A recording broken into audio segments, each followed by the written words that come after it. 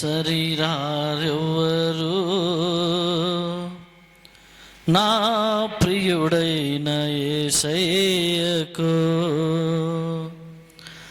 సరిరారెవ్వరు నా ప్రియుడైన యేసయ్యకు. సర్వము నెరిగిన సర్వేశ్వరునికి, సరిహద్దులు లేని పరిశుద్ధునికి, సర్వము నెరిగిన సర్వేశ్వరునికి, సరిహద్దులు లేని పరిశుద్ధునికి, సరిరారెవ్వరు నా ప్రియుడైన యేసయ్యకు, సరిరారెవ్వరు నా ప్రియుడైన యేసయ్యకు. నమ్మదగినవాడే నలు దిశల నెమ్మది కలుగజేయువాడే,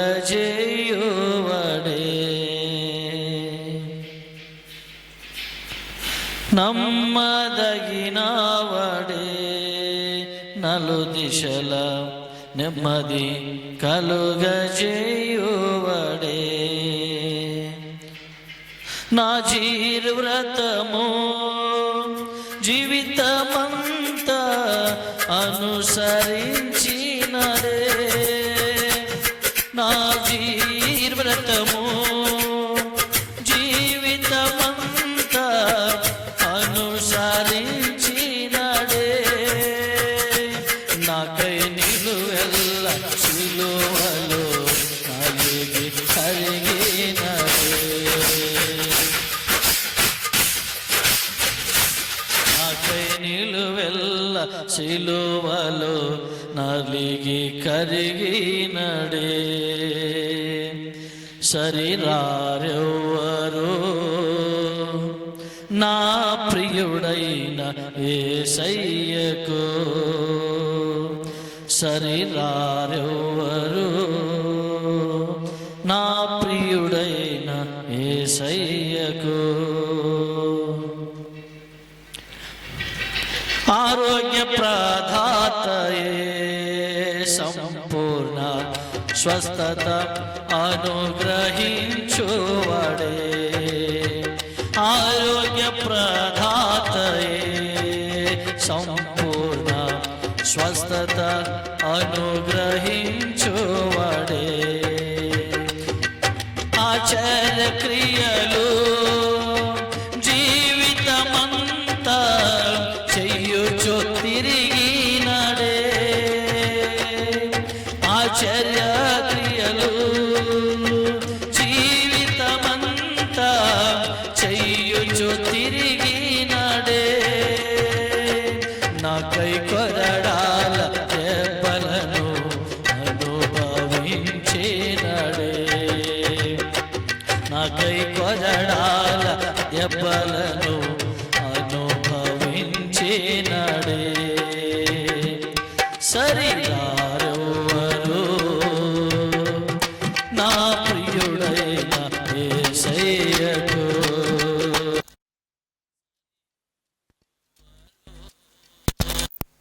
నా ప్రియుడైన యేసయ్యకు.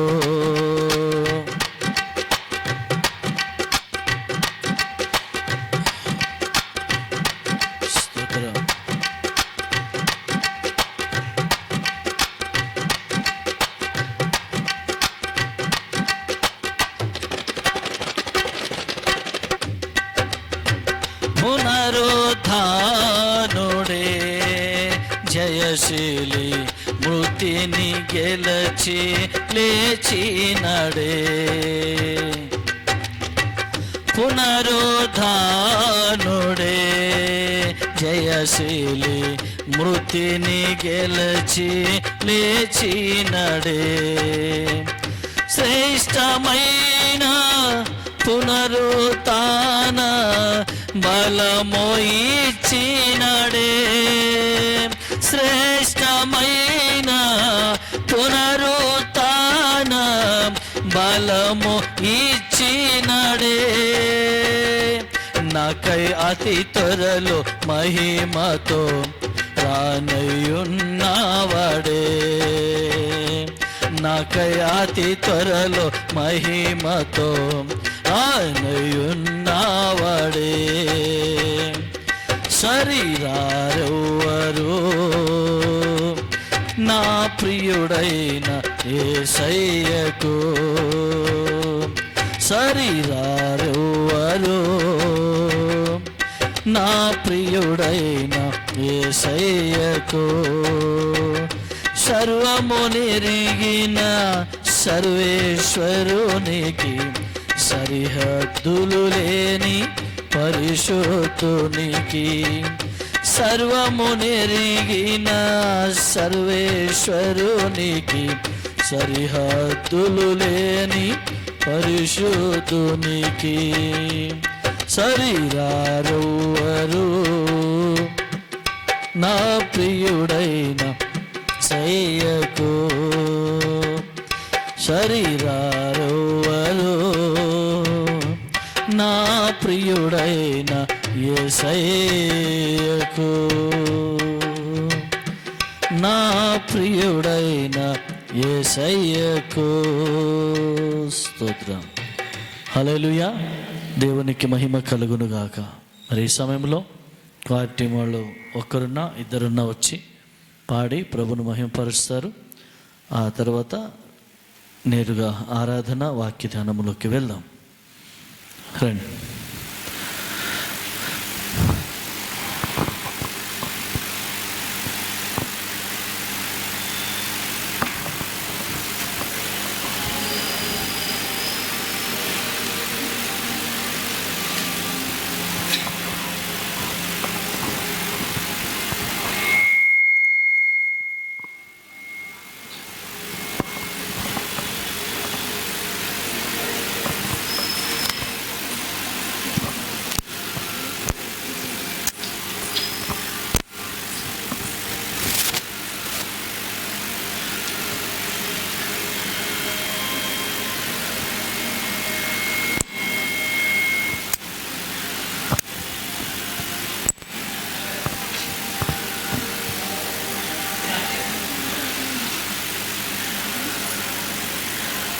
యేసేన పరిహారి ప్రియ యేసేన పరిహారి నా జీవిత కాలమెల్లా ప్రియ ప్రభువే నా పరిహారి.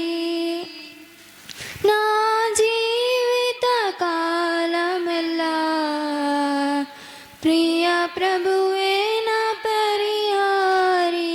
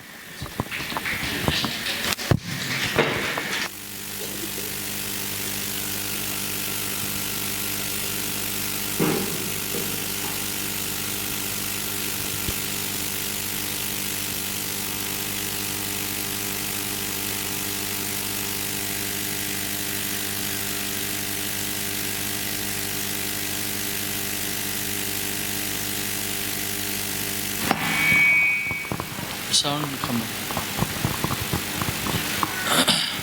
స్తోత్రం.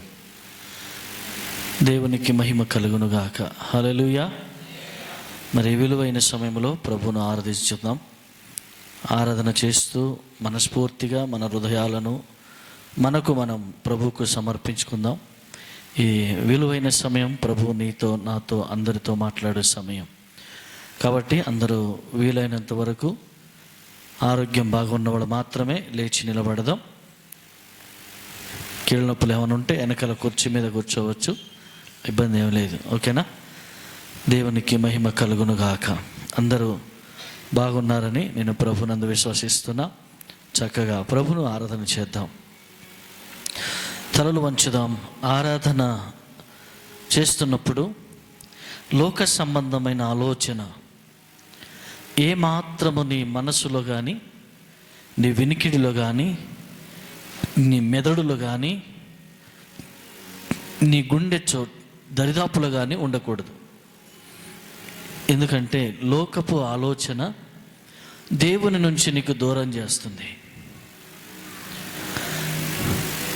లోకం యొక్క తీరు దేవునికి వ్యతిరేకం. ఆ వ్యతిరేకమైన మనిషిని క్రమపరచడానికి పరిశుద్ధుడైన దేవుడు ఈ లోకానికి వచ్చాడు. సో ఈ సంగతి ఎరిగి, ఒకప్పుడు ఉండేది నీతిమంతుడు లేడు ఒక్కడునూ లేడు, నీతిమంతుడు లేడు ఒక్కడునూ లేడు. ఎస్, ఆ మాటకు ప్రభువుల వారు పరలోక సింహాసనాన్ని విడిచి భూమికి ఎత్తించి తన విలువైన శ్రేష్టమైన పవిత్రమైన రక్తాన్ని కార్చి మానవ జాతి అంతటిని కూడా తన బిడ్డగా పరిశుద్ధులుగా నీతిమంతులుగా చేసుకోవాలని దేవాది దేవుడు ఆశ కలిగి ఉన్నాడు. సో ఆ ఆశ కలిగిన దేవుడు తన ప్రియకుమారుడని యేసయ్యను ఈ లోకానికి పంపించి శ్రేష్టమైన రక్తం ద్వారా మీ అలాగే మా అందరి పాపాలు కడిగి ఈరోజు పరిశుద్ధపరిచి తనకిష్టమైన పాత్రగా మార్చుకున్నాడు. ఆయన రక్తములు కడగబడిన మీరు ధన్యులు. తండ్రి కుమార పరిశుద్ధాత్మ నామములో బాప్తిసం పొందినటువంటి మీరు ధన్యులు. కనుక ఆయనను ఆరాధించే అర్హత ఉంది, ఆయనను కొనియాడే భాగ్యం ఉంది, ఆయనను స్తుతించే కృప మీ మీద ఉన్నది. ఎందరికో లేని ధన్యత, ఎందరికో లేని సౌఖ్యము నా ప్రభు మీకు ఇచ్చాడు. హల్లెలూయా, హల్లెలూయా. స్తోత్రం, స్తోత్రం, స్తోత్రం, స్తోత్రం. నీ సన్నిధే నా పెన్నిధి దేవా, పరుగున వచ్చా చూడాలని. ఎవరు బలవంతం చేస్తేనో నువ్వు మందిరానికి రాలేదని నేను అనుకుంటున్నా. ఎవరు వెంటబడి నువ్వు వస్తావా లేదా అంటే నువ్వు రాలేదేమో అని నేను అనుకుంటున్నా. నీకై నువ్వు గనుక మందిరానికి వస్తే, నీకై నీవు పరుగులు తీస్తూ దేవుణ్ణి చూడాలని వస్తే, ఈ దినం ఆశీర్వాద దినం, ఈ దినం దేవుని కృప దినం. హల్లెలూయా, హల్లెలూయా, హల్లెలూయా. స్తోత్రం, స్తోత్రం, స్తోత్రం, స్తోత్రం. నీ సన్నిధే పెన్నిధి దేవా, నీ సన్నిధే పెన్నిధి దేవా, పరుగున వచ్చా నిన్ను చూడాలని, పరుగున వచ్చా నిన్ను చూడాలని, స్వరం వినాలని, నీ స్వరం వినాలని. నీ సన్నిధే పెన్నిధి దేవా, పరుగున వచ్చా నిన్ను చూడాలని, పరుగున వచ్చా నిన్ను చూడాలని, స్వర వినాలని, నీ స్వర వినాలని. యేసు స్వర వినాలని, నీ స్వర వినాలని. రాజా యేసు రాజా, రాజా యేసు రాజా, నీ సన్నిధే నా పెన్నిది దేవా, నీ సన్నిధే నా పెన్నిది దేవా. స్తోత్రం. దేవుని సన్నిధే మాకు పెన్నిది. అందుకే ఆయనను చూడాలని ప్రజలు పరుగులు తీస్తూ వస్తున్నారు. ఆ విధంగానే వచ్చి ఏం చేయాలి అంటే దేవుని స్వరం వినాలి. ఎస్, 1,000,000 ఐశ్వర్యం నన్ను వెదకి వచ్చినను నీకది సమమౌనా. 1,000,000 ఐశ్వర్యం నన్ను వెదకి వచ్చినను నీకది సమమౌనా. సంపద సిరి సంపద, సంపద సిరి సంపద, యేసయ్యా నిన్ను గూర్చిన తలంపులే నాకు, యేసయ్యా నిన్ను గూర్చిన తలంపులే నాకు. అందుకే నీ సన్నిధే పెన్నిది దేవా, నీ సన్నిధే నా పెన్నిది దేవా. ఎస్,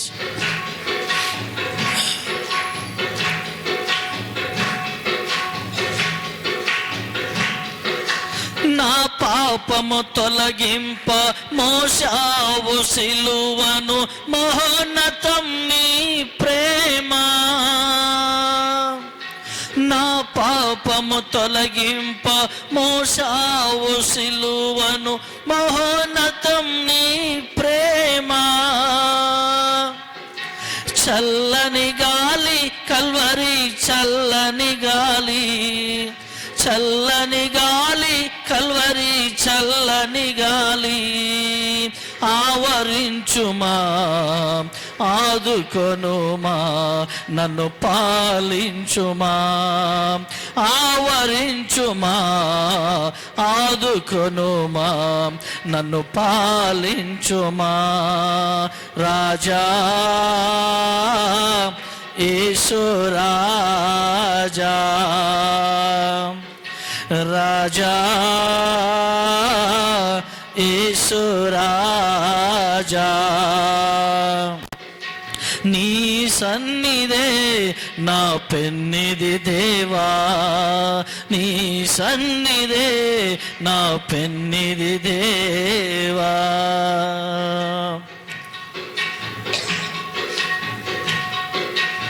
స్తోత్రమయ్యా. ఎన్నెన్నో మనోహర దృశ్యాల్ని చూచినను అంతా మాయయ్యా. ఎన్నెన్నో మనోహర దృశ్యాల్ని చూచినను అంతా మాయయ్యా. జలమా జీవ జలమా, జలమా జీవ జలమా, నీ నదిలో అనుదినము నన్ను ఉంచుమా, నీ నదిలో అనుదినము నన్ను ఉంచుమా. రాజా యేసు రాజా, రాజా యేసు రాజా, నీ సన్నిధే నా పెన్నిది దేవా, నీ సన్నిధే నా పెన్నిది దేవా. పరుగున వచ్చా నిన్ను చూడాలని, పరుగున వచ్చా నిన్ను చూడాలని, నీ స్వరం వినాలని, మెల్లని స్వరం వినాలని, స్వరం వినాలని, మధురము స్వరం వినాలని, స్వరం వినాలని, నీ స్వరం వినాలని. రాజా యేసు రాజా, రాజా యేసు రాజా. అందరూ పాడదాం. ఆ రాజా, అందరూ పాడదాం. యేసు రాజా, రాజా, అందరూ పాడదాం. ప్రతి ఒక్కరు ప్రభువును మహిమను స్తుతిద్దాం. ఆయన నమ్మదగిన వాడు, ఆయన మంచివాడు. రాజా యేసు రాజా, రాజా యేసు రాజా.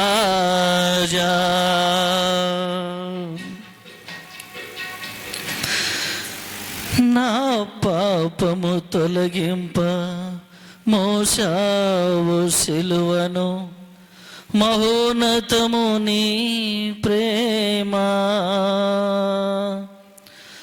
నా పాపము తొలగింప మోసావు సిలువను, మహోన్నతము నీ ప్రేమ.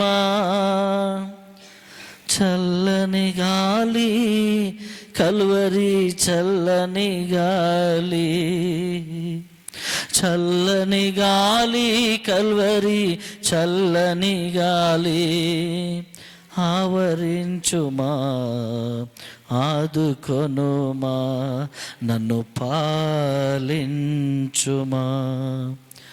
నీ సన్నిధే పెన్నిధి దేవా, నీ సన్నిధే పెన్నిధి దేవా. మహోన్నతుడా నీకు వందనాలు. కృపగలిగిన తండ్రి నీకు స్తోత్రాలు. ఆశ్చర్యకార్యాలు చేయగలిగిన మహనీయుడా, మంచి కాపరి, ఇదిగో నా తండ్రి నిలబడిన నీ బిడ్డలు యేసు నామములో పరిశుద్ధాత్మ చేత నింపబడుదురుగాక. ఇదిగో వారున్న స్థలములో నీ అభిషేకము ఒబుకునుగాక అని ప్రార్థన చేస్తా ఉన్నాను. ఇదిగో దుష్టుని ప్రభావము కానీ, మాట మంత్ర శక్తులు కానీ, శరీర బలహీనతలు కానీ ఏదున్నా కూడా యేసు నామములో తొలగిపోవునుగాక. యేసు నామములో విడుదల కలుగునుగాక. ఈ రాత్రి నేను జీవము గల దేవుని సన్నిధికి వెళ్ళాను. జీవము గల దేవుడు నన్ను దర్శించాడు. జీవము గల దేవుని కృప నన్ను ఆవరించింది. ఇదిగో now I am freedom, now I am wonderful person in front of God. నేను దేవుని సన్నిధిలో ఒక అద్భుతమైన వ్యక్తిగా నన్ను చెక్కుకున్నాడు. ఆయన కృపమయుడు. ఆయన కృప నన్ను తాకింది. ఆ కృప నా స్థితి మార్చింది. ఆ కృప నా పరిస్థితులు మార్చింది. ఆ కృప నా అనారోగ్యము కొట్టివేసింది. ఆయన కృపే పాపము నుంచి నన్ను విడిచిపించింది. ఈ దినం నేను ఏవై ఉన్నానో అది కేవలము దేవుని కృపే. ఈ దినం నేను ఏ స్థితిలో ఉన్నానో ఇది కేవలము దేవుని కృపే. ఎస్ లార్డ్, దేవాన్ని కృపను చూపి మా స్థితిగతులను మార్చిన పరిశుద్ధుడానికి స్తోత్రాలు. దేవా, ఎన్నిక లేని ప్రజలము నా తండ్రి, ఏ గుర్తింపు లేని సామాన్య ప్రజలమునైనా నీ కృపచేత కడగబడి, నీ కృపచేత రక్షించబడి ఈ దినమున ఇదిగో విలువైన పాత్రలుగా మమ్మల్ని ముందు నిలబెట్టుకున్నావు. అందును బట్టి నీకు కృతజ్ఞతలు స్తుతులు చెల్లిస్తా ఉన్నాను. సహాయము చేయమని, మహిమ పొందుమని, జీవము కలిగిన యేసయ్య నన్ను నిలబెట్టుకొని మాట్లాడమని, నన్ను మరుగుపరచుమని నీ స్వరముతో, విలువైన మధురమైన రమ్యమైన స్వరముతో నీ బిడ్డలతో మాట్లాడి మహిమ పొందుమని యేసయ్య నామములో ప్రార్థించి అడిగి పొంది ఉన్నాము తండ్రి. ఆమేన్, ఆమేన్. నమ్మిన వారి కోసం ఏ మేలు కూడా చెయ్యక మానడు. ఆయన యందు విశ్వాసం ఉంచిన వారి కొరకు ఆయన ఖచ్చితంగా బలమైన కార్యములు చేయగలడు. అది నీకు అసాధ్యమే కావచ్చు, దానిని సుసాధ్యంగా మార్చగలిగిన గొప్ప దేవుడు ఆయన. ఈరోజు పరిశుద్ధాత్మ దేవుడు మనకిచ్చిన ఈ కొద్దిసేపటి సమయంలో పరిశుద్ధాత్మ దేవుడు మనతో మాట్లాడుచుండగా సామెతలు గ్రంథములోని 11వ అధ్యాయము 30వ వచనంలో ఒక విలువైన మాటను మీకు తెలియపరచాలని ఆశపడుతూ ఉన్నాను.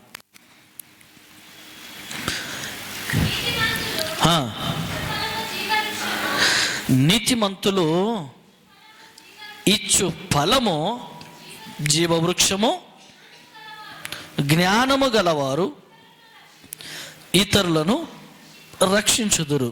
ఈ రోజున అంశం ఏంటంటే, దేవుడు చెప్తా ఉన్నాడు, నీవు నా రక్తంలో కడగబడి చాలా కాలం అయింది, నువ్వు క్రిస్టియన్ అని చెప్పుకుంటున్నావు, కొన్ని సంవత్సరాలు గడిచిపోయినాయి, ఆచార క్రైస్తవుడిగా మిగిలిపోయినావు, ఒక సాంప్రదాయంగా ఒకటి సాంప్రదాయం, ఇది ఒక సంప్రదాయం అనుకొని ఆరాధన అంటే ఇదే, క్రిస్టియన్ అంటే ఇలాగే ఉంటారు అనే దానికి నువ్వు అడిక్ట్ అయిపోయి కొన్ని ఆచారాలకు నువ్వు బానిస అయిపోయి అలాగే కొనసాగుతున్నావు.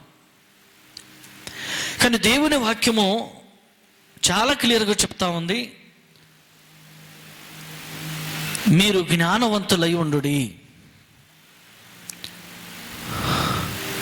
నీవు జ్ఞానవంతులై ఉండాలి. జ్ఞానము లేకయే నా ప్రజలు నశించిపోతున్నారు.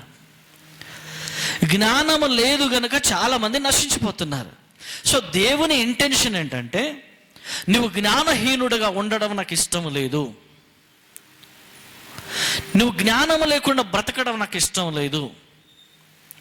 అందుకే దేవుడు ఒక 30-40 సంవత్సరాల క్రితం వెళితే, మా తాత ముత్తాతల కాలములకు వెళ్తే అక్షర జ్ఞానమే లేనటువంటి ఆ సమాజాన్ని, అక్షరం అంటే ఇలా ఉంటుంది అని తెలియనటువంటి ఆ దౌర్భాగ్యమైన స్థితిలో దేవాది దేవుడు ఒక సంకల్పాన్ని, ఒక ప్రణాళికను ఏర్పాటు చేసి, మన దేశం ద్వారా అసాధ్యమై ఉన్నప్పటికీ విదేశం నుంచి కొంతమంది మిషనరీలను పంపించి దేశం కొరకు వచ్చి, ఈ దేశాన్ని రక్షించుట కొరకు, ఈ మానవ జాతిని మేలు చేయుట కొరకు వచ్చి, ఒక చక్కనైన విలువైన నాగరికతను నేర్పించడానికి వచ్చి ఎంతోమంది ఇక్కడ హతసాక్షులైపోయారు. ఎంతోమంది ఇక్కడ వారు పిల్లలు చచ్చిపోయారు, భార్య చచ్చిపోయింది, ఆఖరికి వారు కూడా చచ్చిపోయి ఇక్కడే సమాధి అయిపోయారు. వారు స్వదేశం విడిచి వచ్చారు, వారు సొంత బంధువులను విడిచి వచ్చారు, వారి అన్నదమ్ములు అక్కచెల్లెలను విడిచి వారు భారతదేశాన్ని కాపాడాలి, భారతదేశంలో ఒక నాగరికతను తీసుకురావాలి, ఒక అక్షర జ్ఞానం అనేది అక్కడ నింపాలి అనే ఉద్దేశంతో ఆ రోజు ఈ విధమైనటువంటి కాలేజీలు, స్కూళ్ళు ఏమీ లేవు. కానీ ఆ రోజుల్లో పెద్దవారు చదువుకునే స్కూళ్ళు ఉండేవి. దినమంతా పనిచేసి వచ్చి సాయంత్రం ఒక గంట సేపు కూర్చొని ఒక పలక బలపము తీసుకొని వారికి నేర్పించేది అక్షరాలు.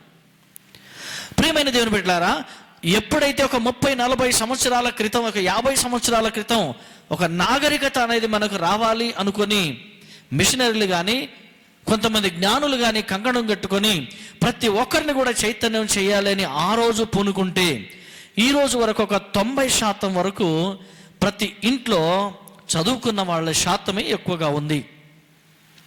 ఈరోజు ప్రతి ఇంట్లో ఒక 90% చదువుకున్నటువంటి వారు ఖచ్చితంగా ఇంటికి 4-5 ఉన్నారు. ఈ మాట నేను ఎందుకు చెప్తున్నానంటే, దేవుని వాక్యంలో ఉన్న వాస్తవం ఏంటి తెలుసా? ఎవరు కూడా అన్ఎడ్యుకేటెడ్గా ఉండకూడదు. ప్రతి ఒక్కరు కూడా ఒక వెల్ నాలెడ్జ్ పర్సన్ అయి ఉండాలి. ఎందుకంటే అంత్య దినములో మీకున్న పని ఏంటో తెలుసా? దేవుని రాకడ దినాల్లో మీరు చేయవలసిన పని ఏంటో తెలుసా? ఏంటయ్యా పని అంటే, దురాత్మను గుర్తుపట్టాలి, దేవుని ఆత్మను గుర్తుపట్టాలి. ఇది పైన కనబడి మసి పూసుకొని వస్తే ఇది దయ్యం అని చెప్పొచ్చు. మసి పూసుకొని వచ్చి నీ ముందు నిలబడి డాన్స్ చేస్తుంటే ఓ దిస్ ఈస్ డెవిల్ అని చెప్పొచ్చు. కానీ తెల్లని వస్త్రాలు వేసుకొని, తెల్లని కలర్ వేసుకొని, అసలు ఎక్కడ ఏంటి ఒక దూతలాగా రెక్కలు కట్టుకుని నీ ముందు నిలబడితే ఇది దయ్యమా దేవుడా నీకు తెలుసా? సో ఆత్మతో ఉన్నవారు ఖచ్చితంగా కనిపెడతారు, ఆత్మ లేనివాడు నా వాడు కాదు కనుక వాడికి తెలియదు అంటున్నాడు.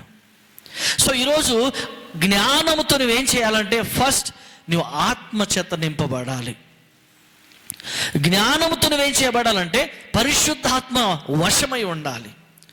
జ్ఞానంతో నువ్వేం చేయగలుగుతావంటే ఆత్మ చేత నింపబడిన తర్వాత జరిగే పరిణామం ఏంటంటే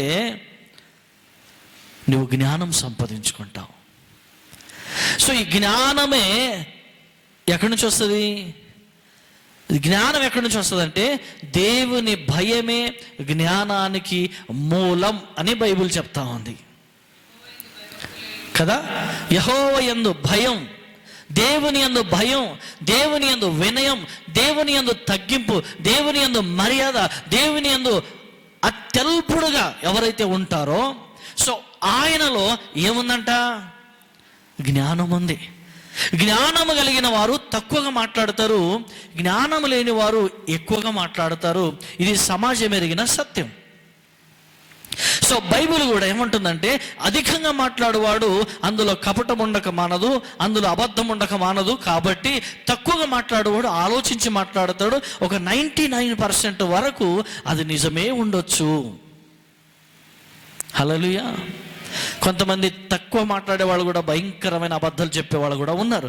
సో అలాంటిది 100కు ఒకళ్ళు ఉంటే దాన్ని ఏం చేయలేము. కానీ ఎక్కువ మోతాదులో అయితే బైబిల్ చెప్తా ఉంది, జ్ఞానము గలవారు తక్కువగా నెమ్మదిగా ఆలోచించి మాట్లాడుతారు అని వాక్యం చెప్తా ఉంది.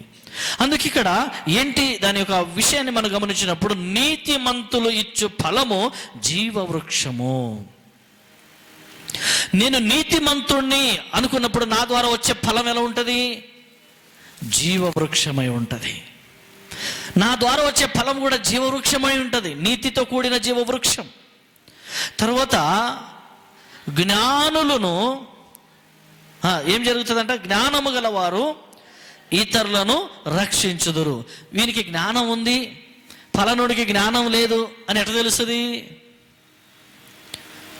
చెప్పండి. నాకే పాస్టర్ గారికి జ్ఞానం ఉంది అని మీకు ఎట్లా తెలుస్తుంది?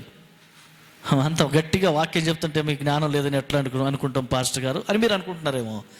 సో జ్ఞానం ఉంది లేదు అని మీకు ఎలా తెలవాలంటే, నేను ఒక మనిషిని రక్షించగలగాలి. అర్థమైందా? ఒక మనిషి ఉంటాడు, ఎవడు చెప్పిన వినడు, ఎంతమంది మొత్తుకున్న వినడు, ఎంతమంది గోజాడినా, బలవంతంగా బతిమిలాడుకున్న, కాళ్ళు మొక్కిన, చేతులు మొక్కిన ఆయన ప్రవర్తన కానీ, ఆయన జీవితాన్ని కానీ, ఆయన వాస్తవాన్ని కానీ మార్చుకోలేడు. కానీ ప్రార్థన పూర్వకంగా జ్ఞానము కలిగి దేవుని యందు వినయముతో ప్రార్థన చేసి వచ్చి మాట్లాడితే అద్భుతాలు జరుగుతాయి. హల్లెలూయా. వారి కుటుంబంలో సంతోషం ఉంటుంది, వారి కుటుంబంలో నెమ్మది ఉంటుంది, వారి కుటుంబంలో ఐక్యత ఉంటుంది. ఇంకొక విషయం చెప్తా. చాలామంది కుటుంబంలో సమస్య వచ్చినప్పుడు, అయ్యగారు ఒక్కసారి మా ఇంటికి రండి, కొంచెం మా ఆయన మాట వినట్లేదు, కొంచెం మీరు మాట్లాడితే కొంచెం మాకు అండర్స్టాండింగ్ అనేది వస్తుంది అని కొంతమంది సహోదరులు భర్తలో మారు మనసు రావటం కోసం ఇంటికి పిలిపించుకొని భార్య భర్తలు కూర్చొని ప్రార్థన చేసుకోవడం, మాట్లాడడం జరుగుతూ ఉంటుంది. కొంతమంది భర్తలు ఏం చేస్తారంటే, అయ్యగారు మా ఆవిడకి ఎంత చెప్పినా అర్థం కావట్లేదు, ఊకే అత్త కోడల మధ్య గొడవలు జరుగుతున్నాయి మా ఇంట్లో, నేనేం చెప్పాలో నాకు అర్థం అవ్వట్లేదు, అటు అమ్మకి చెప్పలేను, ఇటు నా భార్యకు చెప్పలేను, ఇద్దరు నాకు కావాలి. సో అందుకని ఒక దైవజనుడిగా మీరు వస్తే, మీరు వచ్చి మాట్లాడితే, ఇద్దరు ఎవరన్నా కొంచెం తగ్గించుకొని మాట వింటే నా కుటుంబం సంతోషంగా ఉంటుంది అని సేవకునికి పిలుస్తారు. సేవకుడిగా వచ్చినటువంటి నేను ఏం చేయాలి? వచ్చి అటు ఆ కోడలు ఇటు అత్త కూర్చున్నారనుకోండి, అప్పుడు వచ్చి నేనేం చేయాలి? ఏమ్మా కోడలు నీకు బుద్ధి లేదా, ఏమా అత్తమ్మ నీకు తలకాయ లేదా అని తిట్టడం నా పని కాదు అది. సో ఇప్పుడు నా పని ఏంటంటే, ఇద్దరిని కూర్చోబెట్టుకొని కాసేపు పాట పాడి వాక్యం చెప్పి, దేవుడి ఉద్దేశం ఏంటో, దేవుని బిడ్డలు ఎలా ఉంటారో, దేవుని ప్రవర్తన ఏమిటో, ఆయన ఎలా ఉంటే ఇష్టపడతాడో దేవుడు అని వాళ్లకు బైబిల్ రూపంలో అధ్యాయాలను బట్టి వారితో మాట్లాడుతున్నప్పుడు, ఆకాశము నుంచి దేవుడు తన కృప ద్వారా పరిశుద్ధాత్మను వారి మీదకి దించి ఆ మాట వినగలిగేలాగా చేసి అత్తల్లోనూ కోడల్లోనూ ఒక కదలిక తీసుకొస్తాడు. అయ్యో పాస్టర్ అన్న చెప్పింది వాస్తవమే కదా, అయ్యగారు చెప్పింది నిజమే కదా, అనవసరంగా మా అత్తతో నేను గొడవపడ్డా, అనవసరంగా మా కోడలికి కూతురు లాంటి బిడ్డకి నేను ఏం చేశానంటే నోరు బారేసుకున్నా. ఏం లేదు అన్న, అయ్యగారు అవన్నీ నడుస్తుంటాయి, ఇప్పటి నుంచి మేము బాగానే ఉంటాం, ప్రార్థన చేయండి మా కోసం. హల్లెలూయా. నేను మీలాగా అరిచి చెప్పలేదు, మీలాగా కొట్టి చెప్పలేదు, మీలాగా తిట్టి చెప్పలేదు, కానీ దేవుని కృప ఎంతటి దానినైనా మార్చగలదు. హల్లెలూయా. సో ఇక్కడ వాక్యం అంటుంది, జ్ఞానము గలవారు ఇతరులను రక్షించుదురు. ఫోన్ చేసినప్పుడు అవన్నీ ప్రతి ఇంట్లో ఉన్నాయమ్మా, ఓకే ఉండండి, ఫోన్ పెట్టేయండి. అది ఏంది అది 1 రోజు 2 రోజులు పెట్టేయండి ఫోను అని అన్నాను అనుకోండి, నాకు ఏమి లేదు, జ్ఞానము లేదు. ఎంత కష్టమైనా, ఎంత దూరమైనా, ఎంత భారమైనా కూడా నా ఆలోచనలో ఏముండాలంటే, ఈరోజు కాకపోయినా రేపు పొద్దునైనా సరే వాళ్ళను కలిసి వాళ్ళ దగ్గరికి వెళ్ళి మాట్లాడి సమాధాన పరుస్తే ఆ కుటుంబంలో ఒకరిని చూసి ఒకరు పళ్ళు కొరుక్కుంటూ ఉంటే ఆ మాటను బట్టి సమాధాన పడతారు. సో ఇది ఏముంటుందంటే బైబిల్, జ్ఞానము కలిగిన వారు కొందరిని రక్షిస్తారు. సో మీరు ఎంతమందిని రక్షించారని నేను అడగను, కానీ ఒక 2 సంవత్సరాలు 3 సంవత్సరాల క్రితం అయితే ఇక్కడున్నటువంటి కొందరు కొత్త వాళ్ళు కాదు కానీ పాత వాళ్ళు ఎవరైతే ఉన్నారో వాళ్ళు నాకు ఒక చిట్టి మీద ఒక కార్డు ఇచ్చిన, ఆ కార్డు మీద నంబర్లు, పేర్లు కూడా రాసుకొచ్చి వీళ్ళ కోసం ప్రార్థన చేయండి, నేను ఈ సంవత్సరం గడిచే లోపు ఒక 10 మందిని తీసుకొస్తా మందిరానికి అని రాశారు. కొందరు 20 మందిని తీసుకొస్తా అని రాశారు, కొందరు 40 మందిని తీసుకొస్తా అని రాశారు, కొందరు 5గురిని తీసుకొస్తా అని కూడా రాశారు. సో నేనైతే ప్రార్థన చేస్తున్నా, కానీ జ్ఞానం కలిగిన వారు ఏం చేయాలంట, అనేకులను రక్షించుదురు. ఇప్పుడు నాకు బైబిల్ జ్ఞానం ఉంది సరిపోదు, నాకు అక్షర జ్ఞానం ఉంది సరిపోదు, నాకు ఆస్తి అంతస్తులు ఉన్నాయి సరిపోదు, నాకు మంచి వాక్చాతుర్యం ఉంది సరిపోదు, నేను నిలబడితే చాలు అందరు నాకు భయపడతారు, ఓహో అది అవసరమే లేదు. సో ఇప్పుడు ఏం కావాలయ్యా అంటే, ఏం కావాలి, కొన్ని ఆత్మలు నీ ద్వారా దేవుని దగ్గరికి రావాలి. ఆ వ్యక్తి జ్ఞానము కలిగిన వాడు,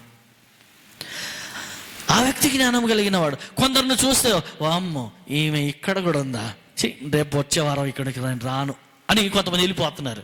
ఎవరిని బట్టి? కొంతమంది జ్ఞానహీనురాళ్ళు, జ్ఞానహీనము కలిగిన వారు, జ్ఞానము లేని వ్యక్తులు బయట ఒక దగ్గర కలుసుకుంటారు, వాళ్ళిద్దరికి పడదు. సో వాళ్ళు ఏం చేస్తారంటే, ఈ చర్చి మానేసి ఇంకో చర్చి పోదామని ఇక్కడికి వస్తారు పొరపాటున. అప్పుడు ఆమె కూడా అట్టగే అనుకుని ఇక్కడికి వచ్చిందేమో, ఇద్దరు మళ్ళీ ఇక్కడ కలుసుకున్నాను, అమ్మో ఈమె ఇక్కడ కూడా ఉంది, నన్ను వదిలేటట్లేదు అని ఇక్కడికి వచ్చిన తర్వాత కూడా మొహం మార్చుకొని ఆరాధన ఎప్పుడెప్పుడు అయిపోతుందా, నేను ఎప్పుడెప్పుడు వెళ్ళిపోవాలా అన్నట్టుగా ఉండి, ఆరాధన అయిపోగానే అన్నం తింటారు, లేకపోతే వెళ్ళిపోతూనే ఉంటారు. ఆగమ్మ కొంచెం ఒక 5 నిమిషాలాగా అన్నం తినిపోవంటే లేదు నాకు సమాధానం లేదు, ఆ శత్రువు నాకు ఇక్కడ కూడా వచ్చింది అని. నిన్ను బట్టి ఎవరైనా, నీ నోటి తీరును బట్టి, నీ నోటి మాటను బట్టి ఎవరైనా బాధపడి సంఘం మానేస్తున్నారా? సో దానికి బాధ్యులు మీరే. దేవుని ఆత్మ ఏమంటుందో తెలుసా, జ్ఞానము ఉంటే వారిని రక్షిస్తావు, జ్ఞానము లేకపోతే వారిని పోగొట్టుకుంటావు. నీ ద్వారా ఎవరన్నా వెళ్ళిపోతే నీకు జ్ఞానం లేదు, నీ ద్వారా ఎవరన్నా కొత్తగా వస్తుంటే నీకు జ్ఞానం ఉంది. దీనికంటే పెద్ద ఆధారం ఏమీ అవసరం లేదు. హల్లెలూయా. కాబట్టి ప్రియమైన దేవుని బిడ్డలారా, రెండో విషయాన్ని మనం చూసినప్పుడు సామెతలు 29వ అధ్యాయంలో ఒక మాట చూడండి. 29వ అధ్యాయం, నేను త్వరగా ముగిస్తా, జాగ్రత్తగా విందాం. 29వ అధ్యాయం 8వ వచనం.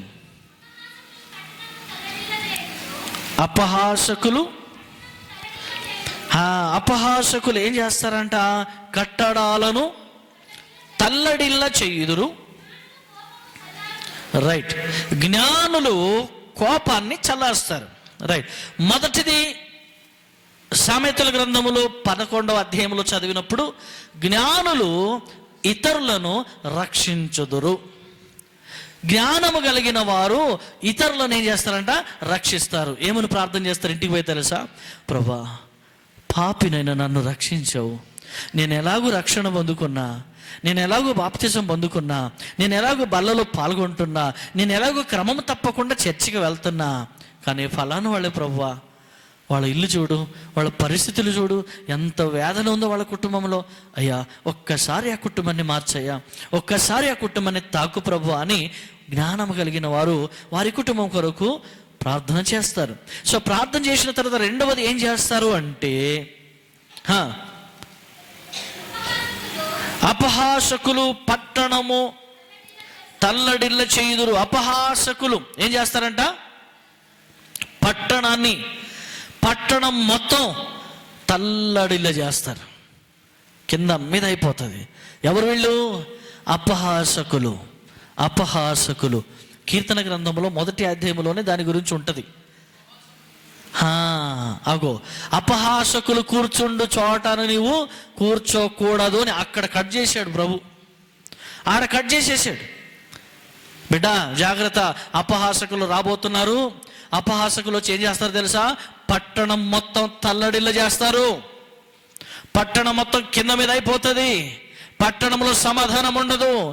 రావద్దని ఆ మూర్ఖుడిగా మాట్లాడే ఆ మూర్ఖత్వం కలిగిన వ్యక్తి తన కోపం యొక్క ఉగ్రత, తన కోపం యొక్క అగ్రరూపం ఆయన చూపించేస్తాడు. కానీ జ్ఞానం కలిగిన వాడు ఉన్నాడు. జ్ఞానం కలిగిన వాడు ఏం చేస్తాడు? జ్ఞానం గలవాడు కోపము అణుచుకొని దానిని చూపకుండును. అంటే దీన్ని బట్టి మీకు ఏమర్థమైందో నాకు తెలియదు, కానీ జ్ఞానం గల వారికి కూడా కోపం వస్తుంది అని నేను చెప్తున్నాను. అర్థమైందా? చెప్పేదంతా అర్థమైందా? అర్థమైంది కదా? అర్థం అవ్వకపోతే చాలు. అయితే వాక్యం ఏమంటుందంటే చూడండి, జ్ఞానము లేని వాడేమో కోపమంతా చూపించేస్తాడంట. అసలు అంగి చెప్పుకుంటాడు, పొదుకుంటాడు, ఎదురు వచ్చిన వాడిని చంపేస్తాడు. ఆయన ఏం చేస్తాడో వాడికి తెలియదు. హల్లెలూయా. కానీ ఇంకొక ఆయన ఉన్నాడంట, బుద్ధి గలవాడు. ఆయన ఏం చేస్తాడంట? కోపమును అణిచి వేసుకుంటాడు. మీకు తెలుసా, జ్ఞానికి తండ్రి ఎవరు తెలుసా? దావీదు. సొలొమోను రాజుకి తండ్రి ఎవరు? దావీదు.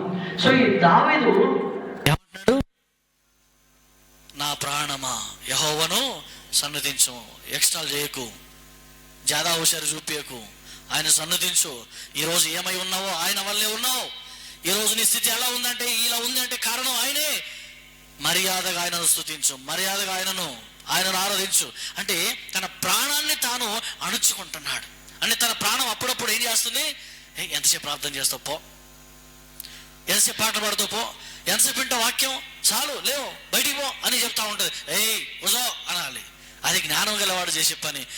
జ్ఞానం లేనివాడు చిటికమని పడిపోతాడు. కొంచెం బయటికి వెళ్ళు, ఫోన్ వస్తుంది బయటికి వెళ్ళు అంటాడు. అప్పుడు చర్చిలో నుంచి బయటికి టకా టకా టకా టకా వెళ్ళిపోతాం. ఏముందంటే ఏం లేదు, అన్న తిన్నావా అని అడుగుతారు బయటికి పోయిన తర్వాత. లేదు నేను చర్చిలో ఉన్నా అని చెప్తాం. ఆ 2 మాటల కోసం అంత దూరం పోయి అసలైన జీవము కలిగిన మాటలు నువ్వు వ్యర్థం చేసుకున్నావు. సో దేవుని సన్నిధిలో జీవము కలిగిన మాట వింటే నీకు ఆశీర్వాదము గనుక, అలా కాకుండా జ్ఞానము గలవాడు చేసే 3వ పని ఏంటంటే తన కోపాన్ని అణుచుకుంటాడు, దానిని బయటికి చూపడు. బయటికి చూపాడంటే వానికి బుద్ధి లేదు. చాలా మంది కనబడతారు మీకు బుద్ధి లేని వాళ్ళు. కనబడరా? తెలిసిన వాళ్ళు కూడా ఉండొచ్చు చాలా మంది. మొన్న మా ఇంటి పక్కన, మా ఇంట్లోనే ఇట్లా అందరికి తెలిసి ఉంటుంది. సో జ్ఞానం కలిగిన వారు చేసే పనిలో చాలా నెమ్మది ఉంటుంది. 3వది చూసినాం. 4వ విషయాన్ని 15వ అధ్యాయం సామెతల గ్రంథంలో 20వ వచనంలో ఒక మాట చూడండి. జ్ఞానము గల కుమారుడు తండ్రిని సంతోష పెట్టును, బుద్ధిహీనుడు తన తల్లిని తిరస్కరించును. మమ్మీ నీకు తెలియదు, నోరు మూసుకో అంటాడు. మమ్మీ నువ్వు చదువుకోలే, నాలాగా చదువుకుంటే నీకు తెలిసేది. మమ్మీ నీకు సమాజం గురించి తెలియదు, మమ్మీ నువ్వు చదువుకోలేదు, నీకు బుద్ధి లేదు, నోరు మూసుకో అని ఎవరు మాట్లాడతారు చెప్పండి? బుద్ధి లేని వారు. ఇప్పుడు బుద్ధి ఉన్నవాళ్ళు ఏం చేస్తారంట? బుద్ధి గలవాడు అంటే జ్ఞానము గలవాడు తన తండ్రిని సంతోష పెట్టును. మీ డాడీ కాళ్ళ ఎగరేసి నీ గురించి చెప్పగలరా? నా బిడ్డ ద్వారా నాకెప్పుడు కూడా కోపం రాలే. అర్థమైందా? మీ డాడీ చెప్పగలడా? మీ నాన్న చెప్పగలడా? అందుకే కొందరికి నాన్న లేని వాళ్ళు సంతోషంగా ఉన్నారేమో. నేను అంటున్నా, ఆ లేని వాళ్ళకైతే ఆ బాధ తెలుస్తుంది, కానీ ఉన్నవాళ్ళు మీ నాన్నను కాపాడుకోండి. ఎవరికైతే తండ్రి ఇంకా బతికి ఉన్నాడో, ఎవరి తండ్రి అయితే ఇంకా సజీవుడిగా ఉన్నాడో, ఎవరి తండ్రి అయితే పిల్లలో, ఎవరి తండ్రి అయితే మర్యాదగా బ్రతుకుతున్నారో, ఎవరి తండ్రి అయితే గౌరవము కలిగి జీవిస్తున్నారో, ఎవరి తండ్రి అయితే సమాజంలో ఒక విలువలు సంపాదించుకొని మంచివాడు అనే పేరు పొందుకొని జీవిస్తున్నాడో, అలాంటి వారి యొక్క పిల్లలు జ్ఞానము కలిగిన వారై ఉండి ఆ తండ్రిని సంతోష పెట్టాలి. నువ్వు ఏదైనా పని చేస్తున్నప్పుడు మీ నాన్న సంతోషంగా ఉన్నాడా లేదా, మీ నాన్న బాధపడుతున్నాడా లేకపోతే సంతోషంగా ఉన్నాడా అనేది నువ్వు కనిపెడితే నీకు జ్ఞానం ఉన్నట్టు. అది కనిపెట్టకుండా, అది తెలుసుకోకుండా మూర్ఖంగా వ్యవహరిస్తే వాక్యం అంటుంది బుద్ధి లేదు అని చెప్తా ఉంది. ముఖం మీద చెప్తుంది వాక్యం. ఎప్పుడు కూడా దానికి ఎవరు కూడా చుట్టాలు కాదు, అందరు పిల్లలమే. కాబట్టి దానికి తెలుసు వాక్యానికి నీకు ఎలా బుద్ధి చెప్పాలో, నాకు ఎలా బుద్ధి చెప్పాలో. సో వాక్యం అంటుంది జ్ఞానము కలిగిన వాడేమో తండ్రిని సంతోష పెడతాడు, జ్ఞానము లేని బుద్ధిహీనుడేమో తల్లిని తిరస్కరిస్తాడు. తల్లిని తిరస్కరిస్తాడు అంటే అర్థం ఏంటి తెలుసా? తల్లి క్రమశిక్షణ నేర్పిస్తుంది. తల్లి బాల్యము నుంచి, నీకు నడక రానప్పటి నుంచి, నీకు ఊహ లేనప్పటి నుంచి, నీకు మాటలు రానప్పటి నుంచి పూర్తి బాధ్యతలు తీసుకొని నీ తల్లి నీకు గౌరవము, మర్యాద, మాటలు, నడక, డాన్సులు అన్ని కూడా మీ అమ్మ నేర్పిస్తుంది. అన్ని నేర్పించిన తర్వాత ఆ తల్లిని ఈరోజు తిరస్కరిస్తున్నావు చూడు, దానికి బైబిల్ ఏం చెప్తుందంటే నీకు బుద్ధి లేదు అని చెప్తోంది. ఈరోజు నువ్వు బయటికి చెప్పుకోకపోయినా నీ అంతరంగానికి తెలుసు.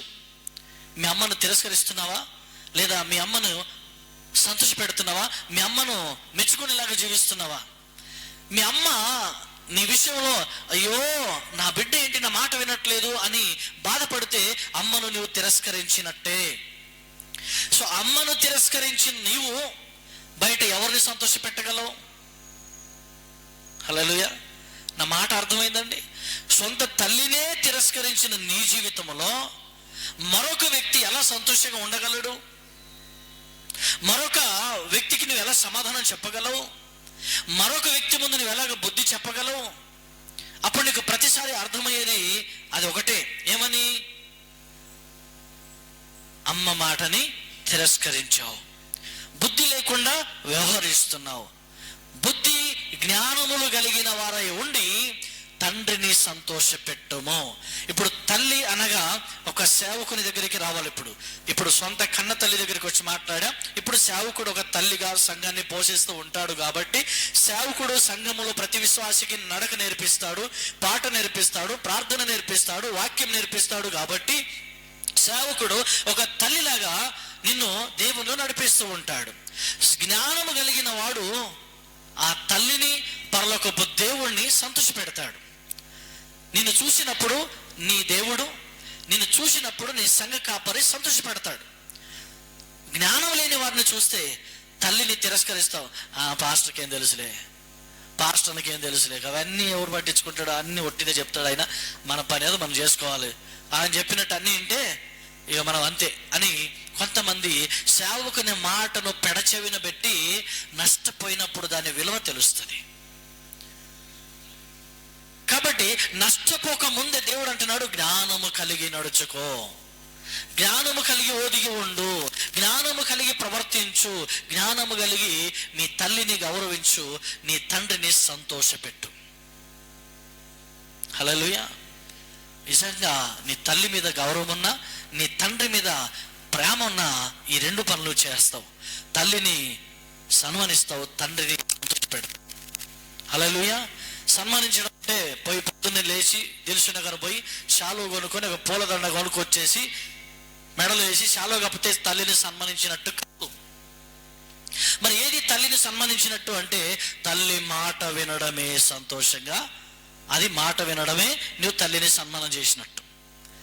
నీ తండ్రిని సంతోష పెట్టడం ఎలాగా? నీ తండ్రి కూడా నీ తండ్రి మాట వింటేనే ఆయన సంతోషపడతాడు. దానికి మరొక మందు అవసరం లేదు, మరొక మాయ మాటలు అవసరమే లేదు. నువ్వు తండ్రి మాట వింటుంటే నలుగురు ముందు ఏం చెప్తాడో తెలుసా? ఆడు మావాడండి, అమ్మాయి మా అమ్మాయే, నేను ఇక్కడే కూర్చోమన్నా ఇక్కడే కూర్చున్నాడు, ఇలాగే ఉండమన్నా ఇలాగే ఉన్నాడు, అందరిలాగా బట్టలు వేసుకోవద్దు, మంచి బట్టలు వేసుకోవాలి, మర్యాదగా బట్టలు వేసుకోవాలి, గౌరవం తగినట్టుగా బట్టలు వేసుకోవాలంటే అవే వేసుకుంటాడు. లేకపోతే చినిగినవి సగం బట్టలు ఇవన్నీ వేసుకునేవాడు అందరిలాగా. అవన్నీ కాదు బిడ్డ మంచిదని చెప్పినప్పుడు అప్పటి నుంచి మార్చుకున్నాడు. అప్పుడు అన్న చరిత్ర మార్చుకున్నాడు. అప్పుడు నేను తగినట్టుగా నాకు ఇష్టమైనట్టుగా నా బిడ్డ జీవిస్తున్నాడు. ఇప్పుడు now I am very happy about my children అని మీ నాన్న చెప్పాలి. నీ డ్రెస్సింగ్లో మార్పు వస్తుంది, నీ హెయిర్ స్టైల్లో మార్పు వస్తుంది, నీ యాటిట్యూడ్లో మార్పు వస్తుంది, నీ నడకలో మార్పు వస్తుంది, నీ థాట్స్లో మార్పు వస్తుంది, నీ జీవితంలోనే మార్పు వస్తుంది తండ్రిని సంతోష పెడితే. హల్లెలూయా. 4వ మాట, ఈరోజు తల్లిని తిరస్కరిస్తారు బుద్ధి లేని వారు, తండ్రిని సంతోష పెడతాడు జ్ఞాని కలిగిన వాడు. సో జ్ఞానము కలిగిన కుమారుడు ఉండటం అదృష్టమని బైబిల్ చెప్తా ఉంది. ఒక తండ్రికి 2 పిల్లలు ఉన్నట్టు ఒక కుటుంబంలో 2 రకాలుగా ఉంటారు. తండ్రిని సంతోష పెట్టేవాళ్ళు ఉంటారు, తండ్రిని బాధ పెట్టేవాళ్ళు ఉంటారు. కాబట్టి 4వ విషయాన్ని మీ ముందుకు తీసుకొస్తున్నాను. 15వ అధ్యాయం 20వ వచనములో ఇందాక చదివినట్టుగా 15వ అధ్యాయం ఇక్కడ తర్వాత 24వ అధ్యాయం ఆలోచన చెప్పువారు లేని చోట 5వ వచనం 24:5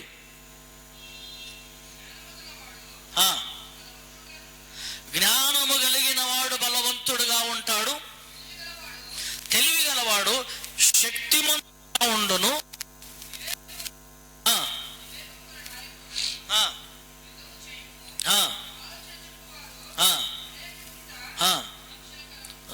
దేవునికి స్తోత్రం.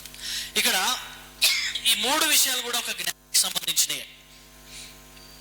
ఇక్కడ 3 విషయాలు ఉన్నాయి ఇందులో. ఆ 3 విషయాలు కూడా జ్ఞానవంతులకు సంబంధించినవే. జ్ఞానము గలవాడు బలవంతుడుగా ఉంటాడు, ఎందుకంటే తాగి బాడీ పాడు చేసుకోడు. కళ్ళు కంపౌండ్ల చుట్టూ వైన్ షాప్ చుట్టూ తిరిగి కూర్చుంటే లేవనికి రాదు, లేస్తే కూర్చోనికి రాదు, అట్లా తయారు కాడు. ఎలా అవుతాడు? జ్ఞానము కలిగిన వాడు మంచి ఫుడ్ తింటాడు, జ్ఞానము కలిగిన వాడు సమయానికి లేస్తాడు, జ్ఞానము కలిగిన వాడు సమయానికి పడుకుంటాడు, జ్ఞానము కలిగిన వాడు కష్టపడతాడు, జ్ఞానము కలిగిన వాడు మర్యాదగా జీవిస్తాడు, జ్ఞానము కలిగిన వాడు కష్టే ఫలం అని జీవిస్తాడు, దేవుడే సమస్తం అని బ్రతుకుతాడు. సో అలా జ్ఞానము కలిగిన వాడు బలంగా ఉంటాడు.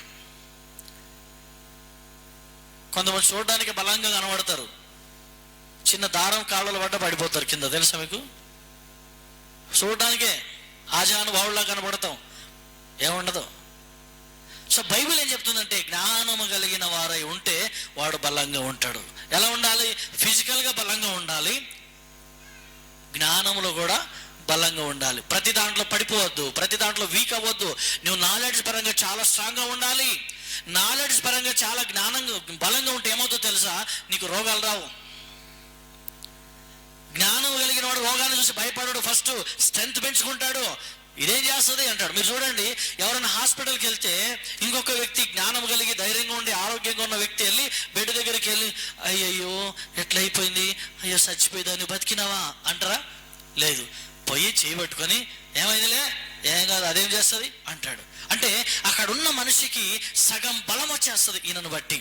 ఇది జ్ఞానము కలిగిన వారు చేసే పని. కొంతమంది వాళ్ళ బాధలో పడుకొని ఉంటారు, పక్కన వాళ్ళ పక్కనే కూర్చొని వాళ్ళ గురించి మాట్లాడుతూ ఉంటారు. చాలా దగ్గర మేమే చెప్పినాం, అమ్మ అవేదో మాటలు వాళ్ళ చెవులు పడకుండా కొంచెం దూరం పోయి మాట్లాడుకోండి అని చెప్పినని. అయినా కానీ అటు ఇటు తిరుగుతారు, మళ్ళీ ఆడపోయి కూర్చొని అప్పుడు చెప్తున్నమ్మా ఇప్పుడు దాకా ఈ పరిస్థితి వచ్చేది కాదు, చచ్చిపోతాడని డాక్టర్ చెప్పాడు, ఏం చేయాలో అర్థమవుతలేదని ఆయన చెవులు చెప్తుంటారు. వీళ్ళకు బుద్ధి లేదని బైబిల్ చెప్తుంది. కానీ నువ్వేం చేయాలి? ఎంత వీక్ అయి ఉన్నా, ఎంత డేంజర్ పరిస్థితుల్లో నువ్వు దగ్గరుండి చేయబెట్టుకొని చెప్పాల్సిన మాట ఏంటో తెలుసా? నీకేమి కాదు, నువ్వు ధైర్యం దేవుడిస్తాడు, నీకు బలం దేవుడిస్తాడు, స్వస్థపరచగలిగిన దేవుడితో ఉన్నాడు అన్నప్పుడు ఆయనలోని ప్రతి నరాలు కూడా పుంజుకొని బలం ధరించుకొని ఆ ఉన్న రోగాన్ని కూడా దూరం అయిపోయి త్వరగా లేచే అవకాశాలు చాలా ఉన్నాయి. ప్రియమైన దేవుని బిడ్డలారా, జ్ఞానము కలిగిన వారు స్ట్రాంగ్గా ఉండడానికి కారణం ఏంటంటే చిన్న చిన్న వాటికి భయపడరు, చిన్న చిన్న వాటికి దిగులు పడరు. కానీ ఎంతటి భారమైన దుఃఖమైన దిగమింగుకొని జ్ఞానము కలిగి ప్రవర్తిస్తూ ముందుకు వెళుతుంటారు. కాబట్టి వారు బలంగా ఉంటారు. 13వ అధ్యాయం 20వ వచనం.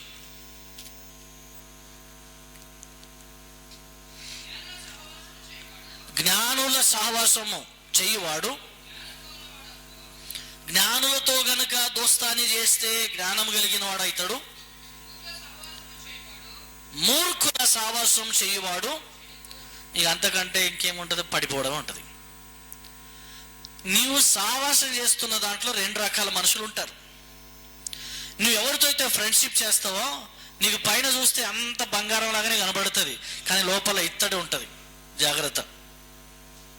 పైన చూస్తే అమ్మ బంగారమే. నేను చిన్నగా ఉన్నప్పుడు చెప్పేవాళ్ళు, మెరిసేదంతా బంగారం అని మోసపోవద్దు అనేవాళ్ళు. రోల్ గోల్డ్ వేసుకొని పోతుంటే ఒకడు బండి మీద వచ్చి కష్టపడి ప్రాణము తెగించి ఏం చేసాడు, ఆ గొలుసును తెంపుకొని వెళ్ళిపోయాడు. అది రోల్ గోల్డ్.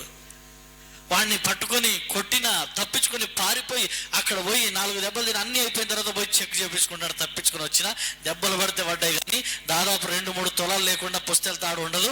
అద్భుతంగా ఇప్పుడు 1,50,000 సంపాదించిన అనుకుని పోయి అక్కడ చెక్ చేపిస్తే హాస్పిటల్ బిల్ ఏమో 50,000 వచ్చింది. దానికి వచ్చిన అది అమ్మితే వచ్చింది 300-400 వచ్చిందంట. హల్లెలూయా. ఎందుకు మోసపోయాడు? మెరిసేది బంగారం అనుకున్నాడు, ఆ కలర్ను చూసి బంగారం అనుకున్నాడు, కానీ అది బంగారం కాదు, అది రోల్ గోల్డ్. సో పైన చూడడానికి అందరు మంచి వాళ్ళ కనబడతారు, కానీ అసలు జీవితం లోపల ఉంటుంది. కాబట్టి ఆ అసలు జీవితం లోపల ఉన్న దాన్ని చూడడానికి నీ వల్ల కాదు. కాబట్టి అందుకు నేనేమంటా, పెళ్లి కాని వాళ్ళు దేవుని మీద ఆధారపడాలి. భార్య కోసం, భర్త కోసం, కోడలు కోసం తల్లిదండ్రులు ఏం చేయాలి? ప్రార్థన చేయాలి. అల్లుడి కోసం తల్లిదండ్రులుగా పెద్దలు ప్రార్థన చేయాలి. ఎందుకంటే పైన అందరూ మంచిగానే కనబడతారు, కానీ లోపల ఎట్లుందో వాళ్ళ బ్రతుకు తెలియదు. సో కాబట్టి ఆ ఆంతర్యంలో జరిగే ఆ పరిస్థితులు మనకు తెలియదు. కాబట్టి ఈ 2 విషయాల్లో మనం జాగ్రత్త పడాలని పరిశుద్ధ గ్రంథం మనకు సెలవిస్తుంది. అందును బట్టి అంటున్నాడు, నువ్వు మంచి వాళ్ళతో సావాసం చేస్తే, జ్ఞానవంతులతో సావాసం చేస్తే జ్ఞానవంతుడైతావు. రెండవది ఎవరు? మూర్ఖుల. చెప్పండి మరి గట్టిగా, ఎవరు? మూర్ఖులు. అట్లా చదవాలి. దానికి అక్కడ అంత గట్టి ఉంటుంది ఆ అక్షరం. అదే అక్షరం అక్కడ పలకాల్సింది. ఏంటంట? మూర్ఖుల సావాసము చేయువాడు. ఇంతకంటే క్లియర్గా ఏ బుక్కులన్నా ఉంటుందా? ఏ పుస్తకంలో దొరుకుతుందో? దొరకదు. అందుకే పరిశుద్ధ గ్రంథం అని దీనికి పేరు వచ్చింది. ఒక మనిషిని పరిశుద్ధంగా మార్చగలిగింది ఈ పరిశుద్ధ గ్రంథమైన బైబిలే. హల్లెలూయా. కాబట్టి నీవు సావాసం చేసే వ్యక్తి జ్ఞానియా కాదా? మూర్ఖుడా? మూర్ఖుడైతే 300 కిలోమీటర్ దూరం పెట్టు. జ్ఞాని అయితే 4 మాటలు కలిపి ప్రార్థన చేయి, సమాజం కొరకు ఆలోచన చేయి, కుటుంబ క్షేమం కొరకు కోరుకొని ప్రభు సన్నిధిలో మొరపెట్టు, దైవ చిత్తం ఏమై ఉన్నదో గ్రహించు, దేవునికి మహిమకరంగా జీవించు. హల్లెలూయా. ఆఖరి మాటగా చెప్తా ఉన్నా 15వ అధ్యాయం సామెతల గ్రంథంలో 15వ అధ్యాయం సామెతల గ్రంథం 14వ వచనంలో ఒక విలువైన మాట మీకు చెప్పి ముగించాలని ఆశపడతా ఉన్నా. బుద్ధివంతుని మనస్సు జ్ఞానము వెదుకును, బుద్ధిహీనులు మూఢత్వము భుజించెదరు. దేవునికి మహిమ కలుగును గాక. బుద్ధిమంతుని మనస్సు జ్ఞానము వెదుకును. బుద్ధి లేనివాడు జ్ఞానం వెదకడు. ఏం వెతుకుతాడు? చెప్పండి. మూఢత్వం, మూర్ఖత్వం, చిల్లరతత్వం, ఇంకా చాలా ఉంటాయి. మీకు తెలుసు, అవన్నీ మాట్లాడతలేరు, పోన్లేని వదిలేసినట్టున్నారు. కానీ ఇక్కడ వాక్యం ద్వారా అయితే మేము చదివినట్టయితే, ఇక్కడ వాక్యం ద్వారా మనం గమనించిన జాగ్రత్తగా చదవండి. బుద్ధిమంతుని మనస్సు జ్ఞానము వెదుకును.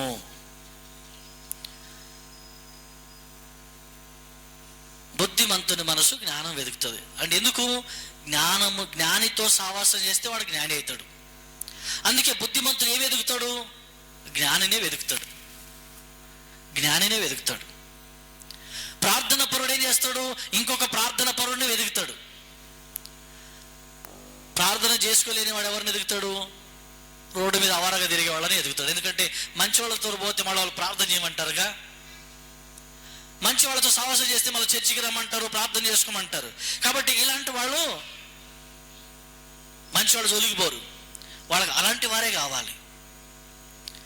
ప్రార్థన చేసుకునే వాడికి ప్రార్థన చేసేవాళ్ళే కావాలి. అందుకే కొన్ని కుటుంబాల్లో అందుకే కొన్ని కుటుంబాల్లో ఏం లేవు. కొన్ని కుటుంబాల్లో ఏం జరిగిందంటే భార్య భర్తల మధ్య గొడవలు, సమస్యలు, ఇబ్బందులు రావడానికి గల కారణం కూడా బైబిల్ చాలాసార్లు చెప్పింది. నేను ముగిస్తున్నా. అయితే చాలాసార్లు కొన్ని కుటుంబాల్లో గొడవలు రావడానికి గల కారణం ఏంటి? ఇందాక చదివిన మాట, బుద్ధిమంతుని మనస్సు జ్ఞానం వెతుకుతుంది, బుద్ధి లేని వాళ్ళకి జ్ఞానం అవసరం లేదు. వాళ్ళు జ్ఞానంగా ప్రవర్తించరు కాబట్టి కుటుంబంలో సమస్యలు వస్తాయి. జ్ఞానం అనేది వాళ్ళకు విలువ తెలియదు కాబట్టి కుటుంబంలో సమస్యలు వస్తాయి. ఒకరి మాటకు ఒకరు అండర్స్టాండింగ్ లేకుండా చేసి కుటుంబంలో పెద్ద చిన్న తేడా లేకుండా మాట్లాడడానికి మనుషులు తెగిస్తారు. సో అలాంటి పరిస్థితులు వచ్చినప్పుడు మనం దేవుని సన్నిధిలో ఉన్న దేవుని బిడ్డలుగా మనం ఏం చేయాలంటే జ్ఞానము కలిగి ప్రవర్తించాలి. జ్ఞానము కలిగి ప్రవర్తించాలి. జ్ఞానము కలిగిన వాడు జ్ఞానవంతుడిని వెతికినట్టు, పనికిరానివాడు పనికిరాని వ్యక్తిని వెతికినట్టు నువ్వు వెతుకుతున్నప్పుడే నీవు ఆలోచన చెయ్యి.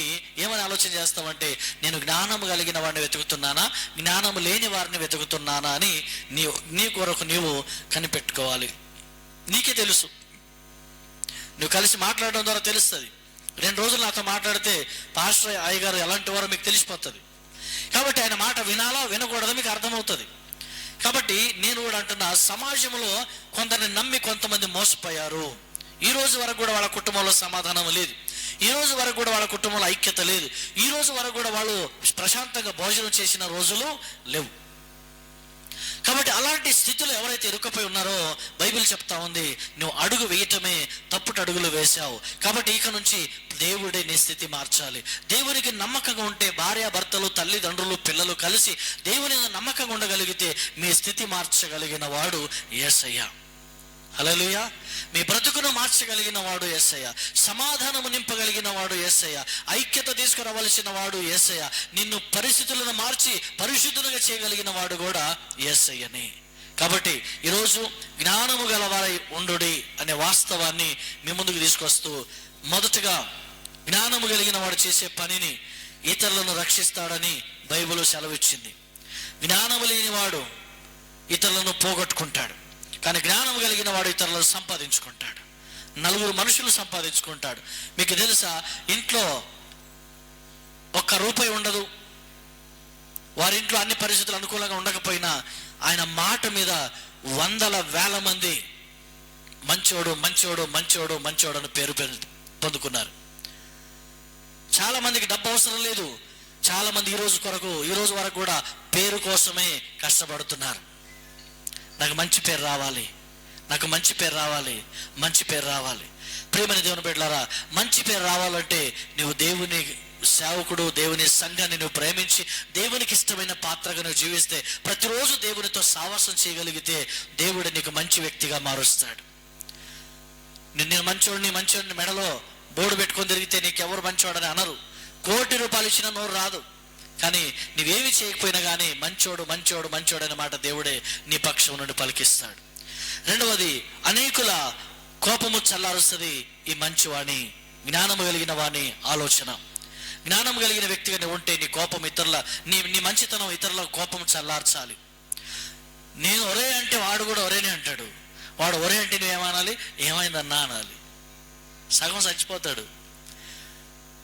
ఏంటి అలా కొట్టావు అనాలి, నవ్వాలి. సో స్మైల్ ఏం చేశాడంటే, మహాత్మా గాంధీ ప్రేమతోనే భారతదేశానికి స్వాతంత్రం తీసుకొచ్చాడు. అందుకే ప్రేమతో ఎన్నో పనులు అవ్వని పనులు కూడా అవుతాయని వాక్యం చెప్తా ఉంది.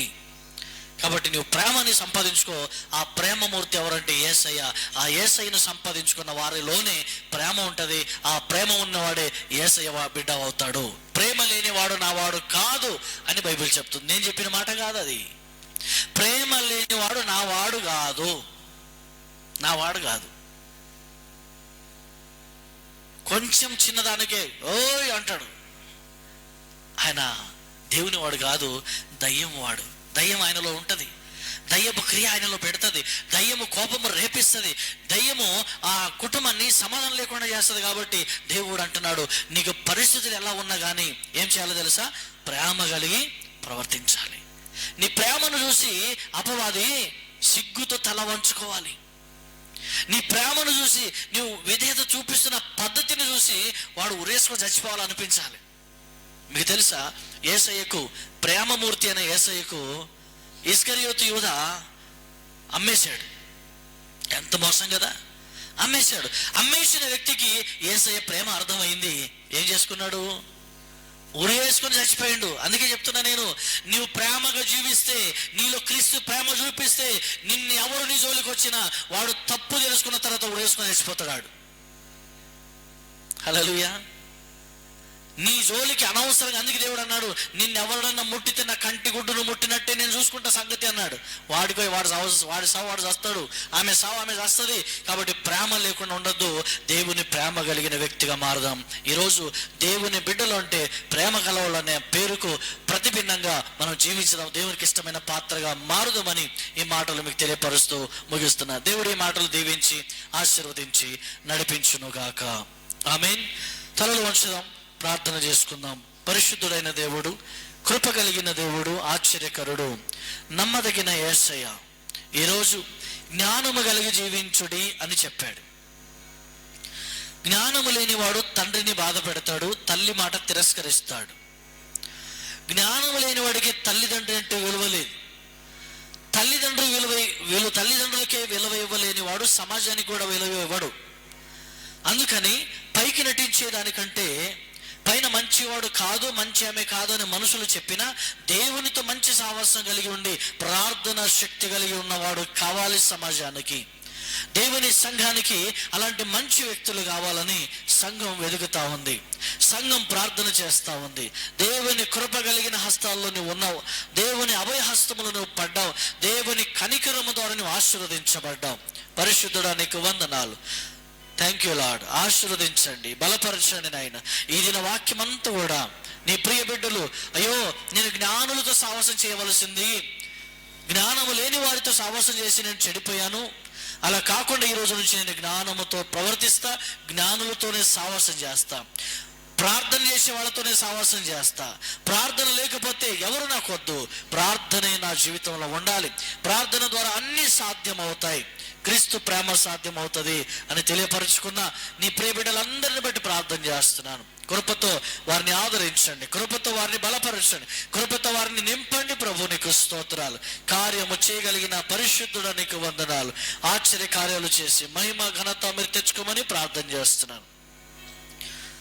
ఇటీవల దేవాది దేవుడు తదనంతరం పెంతెకొస్తు దినము నాడు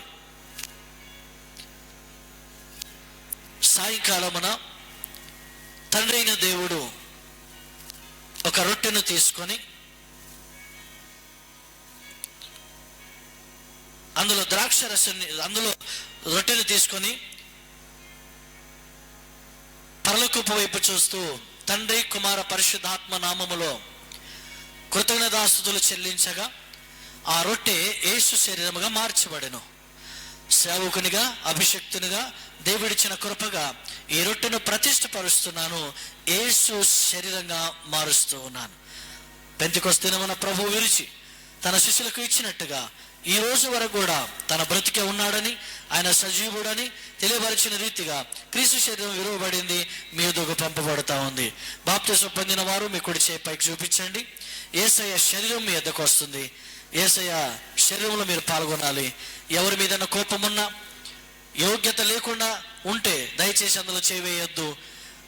నాకెవరి మీద కోపము లేదు, నేను పరిశుద్ధురాలని, పరిశుద్ధుడిని, నా పాపాలు విడిచిపెట్టిన పరిశుద్ధురాలుగా మారిపోయినా, దేవునికి సరెండర్ అయిపోయినా, ఏదైనా దేవుడే, నా సొంత ఆలోచన కాదు అనుకునే వ్యక్తులు మీ కుడి చేయి పైకెత్తండి. బాప్తిసం పొందిన వారు మీ ఎదుకు యేసయ్య శరీరము తీసుకురాబడతా ఉంది.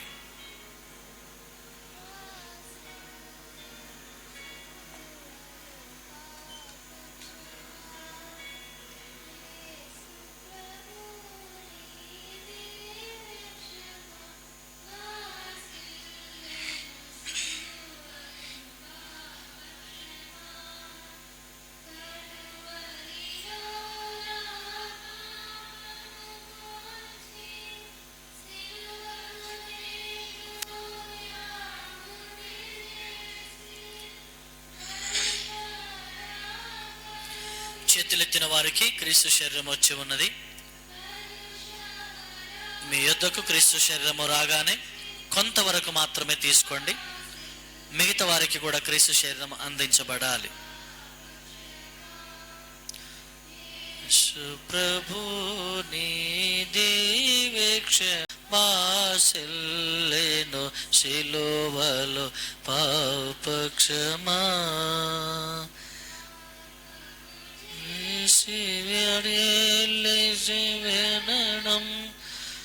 చేతులెత్తిన వారికి క్రీస్తు శరీరం సిద్ధంగా ఉంది.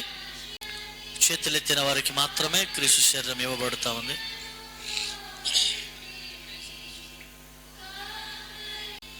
యేసుక్రీస్తు శరీరాన్ని కలిసి పూజించుదాం.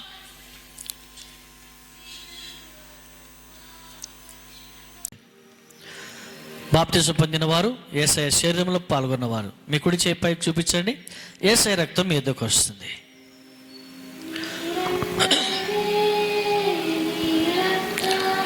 నన్ను శుద్ధీకరించు నీ రక్తమే నా బాలము, నీ రక్తమే నీ రక్తమే నన్ను శుద్ధీకరించు, నీ రక్తమే నా బాలము, నా రక్తధారలే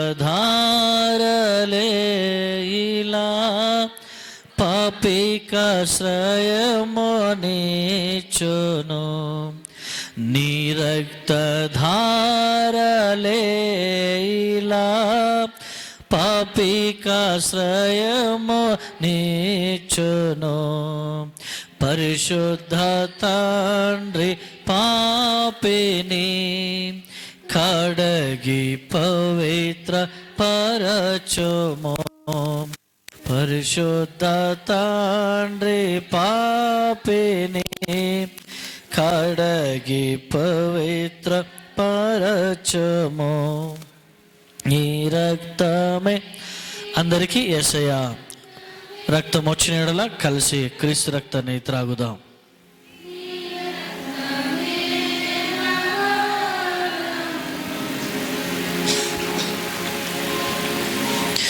ఇంకెవరికైనా యేసయ్య రక్తము కానీ ఆయన శరీరము కానీ రాకపోతే మీ కుడి చేయి పైకెత్తండి. యేసయ్య శరీరం ఇంకా అనేకుల కొరకు మిగిలింది, తీసుకొస్తారు.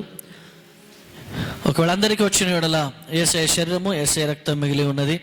మీలో ఇంకెవరైనా రక్షణ పొందలేకుండా ఉంటే, బాప్తిసం లేకుండా ఉంటే సంఘం సిద్ధంగా ఉంది మీకు బాప్తిసం ఇవ్వడానికి.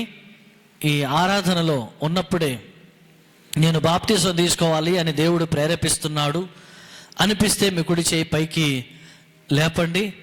ఈ నెలలో ఆగస్టు నెలలో ఒక్కరున్నా నలుగురున్నా బాప్తిసం ఇచ్చి దేవునికి ఇష్టమైన పాత్రలుగా మిమ్మల్ని ప్రతిష్ఠించాలన్న సేవకునిగా ప్రార్థనలో పెట్టి ఉన్నాను. మీరు ప్రార్థనలో ఉన్నప్పుడే మీ కుడి చేయి పైకి చూపించండి. బాప్తిసం తీసుకోవాలని ఆలోచన ఉన్నవాళ్ళు, బాప్తిసం తీసుకోవాలి అనిపించిన వాళ్ళు స్తోత్రం. అందరూ ప్రార్థనలో ఉన్నారు, దేవుడు మాత్రమే మీ చేయి చూస్తూ ఉన్నాడు. బాప్తిసం తీసుకుంటా నాకు ఇవ్వండి అనే వ్యక్తులు, సహోదరుడు ఒక వ్యక్తి, ఇద్దరు బాప్తిసం కొరకు సిద్ధపడ్డారు. దేవుడు వారిని ఆశీర్వదించునుగాక. సహోదరుడు రాజు అలాగే సహోదరుడు పాల్ గారు ఇదిగో బాప్తిసం కొరకు సిద్ధపడ్డారు. వారిద్దరిని ఇదిగో ప్రభు సన్నిధిలో ప్రతిష్ఠించి దేవుని కొరకు ప్రతిష్ఠించబడుటకు, బాప్తిసం ఇచ్చి దేవుని బిడ్డలుగా ప్రకటించుటకు ప్రార్థనలు పెట్టి ఉన్నారు. ఇంకా ఎవరైనా ఆత్మను ఆర్పకండి, పరిశుద్ధాత్మ దేవుడు మీతో ఉన్నాడు, పరిశుద్ధాత్మ దేవుడు మీ మధ్యలో ఉన్నాడు. నేను బాప్తిసం పొందలేదు ఇప్పటి వరకు, నేను బాప్తిసం పొందాలనుకుంటున్నాను అనే వాళ్ళు ఉంటే ఇది మంచి అవకాశం. నేడే రక్షణ దినం. బాప్తిసం పొంది దేవునికి ఇష్టమైన బిడ్డలుగా మీరు ఉండాలని నా ఆశ. బాప్తిసం తీసుకుంటా అనేవాళ్ళు ఎవరున్నట్టే కూడా మీ కుడి చేయి పైకి ఎత్తితే నేను మీ కొరకు ప్రార్థన చేయబోతున్నాను. హల్లెలూయా, హల్లెలూయా, హల్లెలూయా, హల్లెలూయా. స్తోత్రం, స్తోత్రం, స్తోత్రం, స్తోత్రం. యేసయ్యా నీకు వందనాలు. ఇదిగో ప్రభువా, నీ శరీరము నీ రక్తములో పాల్గొని నీ బిడ్డలను బట్టి ప్రార్థన చేస్తున్నాను. సహాయము చేయండి, కృప చూపించండి, ఆదరించండి, ఆశీర్వదించండి అయ్యా. నీకు వేలాది స్తోత్రం ప్రభు. నమ్మదగిన వాడవు నాయనా, నీకు వందనాలు.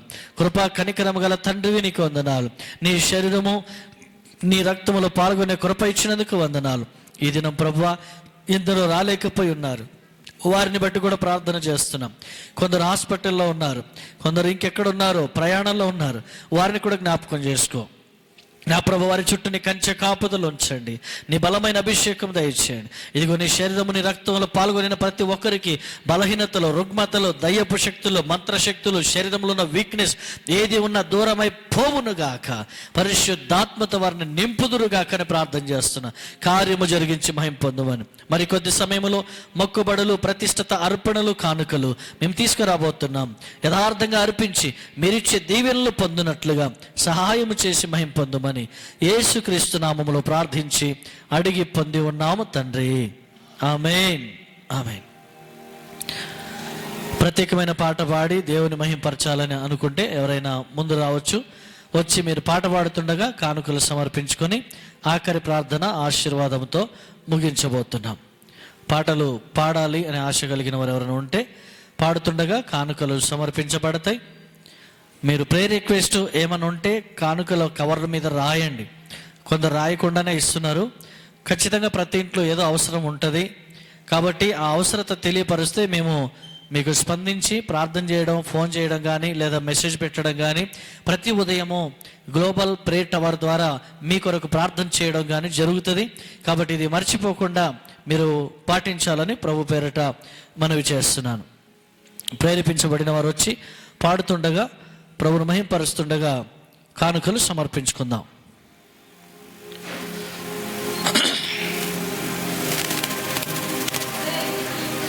ఎవరన్నా పాడాలనుకున్నవారు రండి. స్తోత్రం. నీవు చేసిన ఉపకారములకు నేనేమి చెల్లింతును, నీవు చేసిన ఉపకారములకు నేనేమి చెల్లింతును. ఏడాది దూడలనా, వేలాది పొట్టేలనా,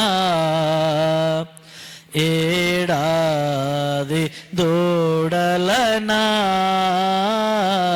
వేలాది పొట్టేలనా, నీవు చేసిన ఉపకారములకు నేనేమి చెల్లింతును, నీవు చేసిన ఉపకారములకు నేనేమి చెల్లింతును.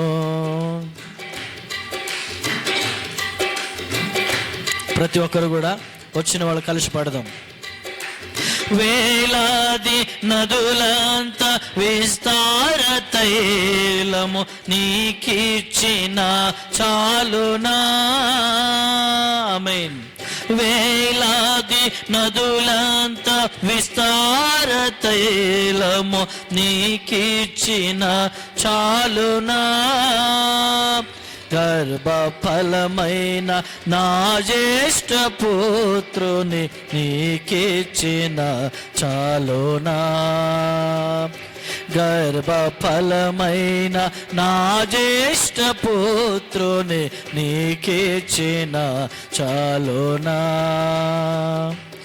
ఏడాది దూడలనా, ఏడాది పొట్టేలనా, ఏడాది దూడలనా,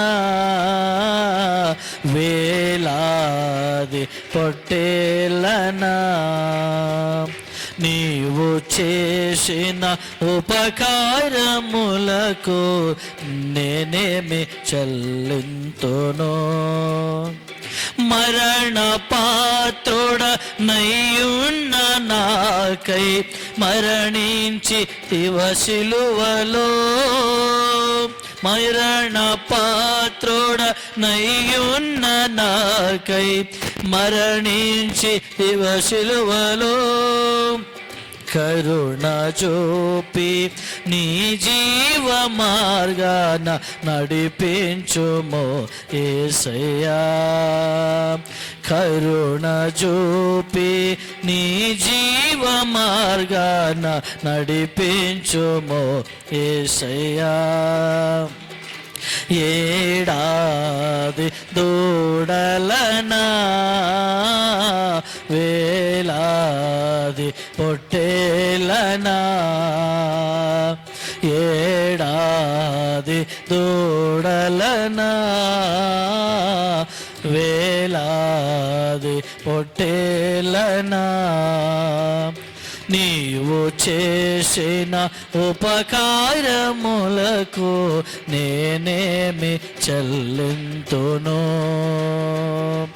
అయ్యా, నేనేమి చెల్లింతును యేసు, నేనేమి చెల్లింతును అయ్యా, నేనేమి చెల్లింతును. స్తోత్రం. హల్లెలూయా. దేవునికి మహిమ కలుగును గాక. మరి ఈరోజు ఆరాధన ముగింపు దగ్గరలో ఉన్నాం. మరి ఆరాధన వాక్యము పాటలు అయి ఉన్నాయి. మరి ప్రకటనలు మరి మీ ముందు తెలియపరచబడుతుంది. ప్రతి ఆదివారం 2 ఆరాధనలు జరుగుతూ ఉన్నాయి. ప్రస్తుతం 3వ ఆరాధనకి ఇంకా సమయం రాలేదు. 2 ఆరాధనలు నడుస్తున్నాయి. ఆదివారం ఉదయం 11:30 నుంచి 1 గంట వరకు ఆరాధన నడుస్తూ ఉంది కొత్త బ్రాంచ్లో. అలాగే సాయంకాలం ఇక్కడ 6:30 నుంచి 8:30-9 వరకు ఇక్కడ ఆరాధన నడుస్తూ ఉంది. ప్రార్థనలో పాల్గొనండి. అనేకులను కూడా సంఘానికి ఆహ్వానించండి. మీ ద్వారా సంఘము నింపబడాలి. ఈరోజు మరి ప్రత్యేకంగా ఒక ప్రార్థన అవసరత ఏంటంటే, మన సంఘ బిడ్డ చిన్న మార్కు గారు, నయోమి సిస్టర్ వాళ్ళ భర్త. మరి ఆయన మొన్నటి దినం అనుకోకుండా పనికి వెళ్ళిన దగ్గరే కొంచెం స్ట్రోక్ లాగా అనిపించి హాస్పిటల్ వెళ్ళడం జరిగింది. వెంటనే ఆయనకు ఖాళీ ఊపిరాడతలేదన్నట్టుగా అయిపోయి చెమటలు వచ్చేసి ఏం చేస్తున్నా తెలుస్తలేదు, అట్లా కూర్చొని పోయి ఉన్నాడంట. సో ఆయనకు హాస్పిటల్ తీసుకెళ్ళిన తర్వాత ప్రస్తుతం టెస్టులన్నీ చేశారు. స్టెంట్ వేయాలా వేయకూడదని రేపు డాక్టర్లు వచ్చి చెప్తారు. ఒక బ్లాక్ అయితే ఉందని చెప్పారంట, 1-2 అనుకుంటాను. మరి ప్రార్థనలు అయితే పెట్టినాం.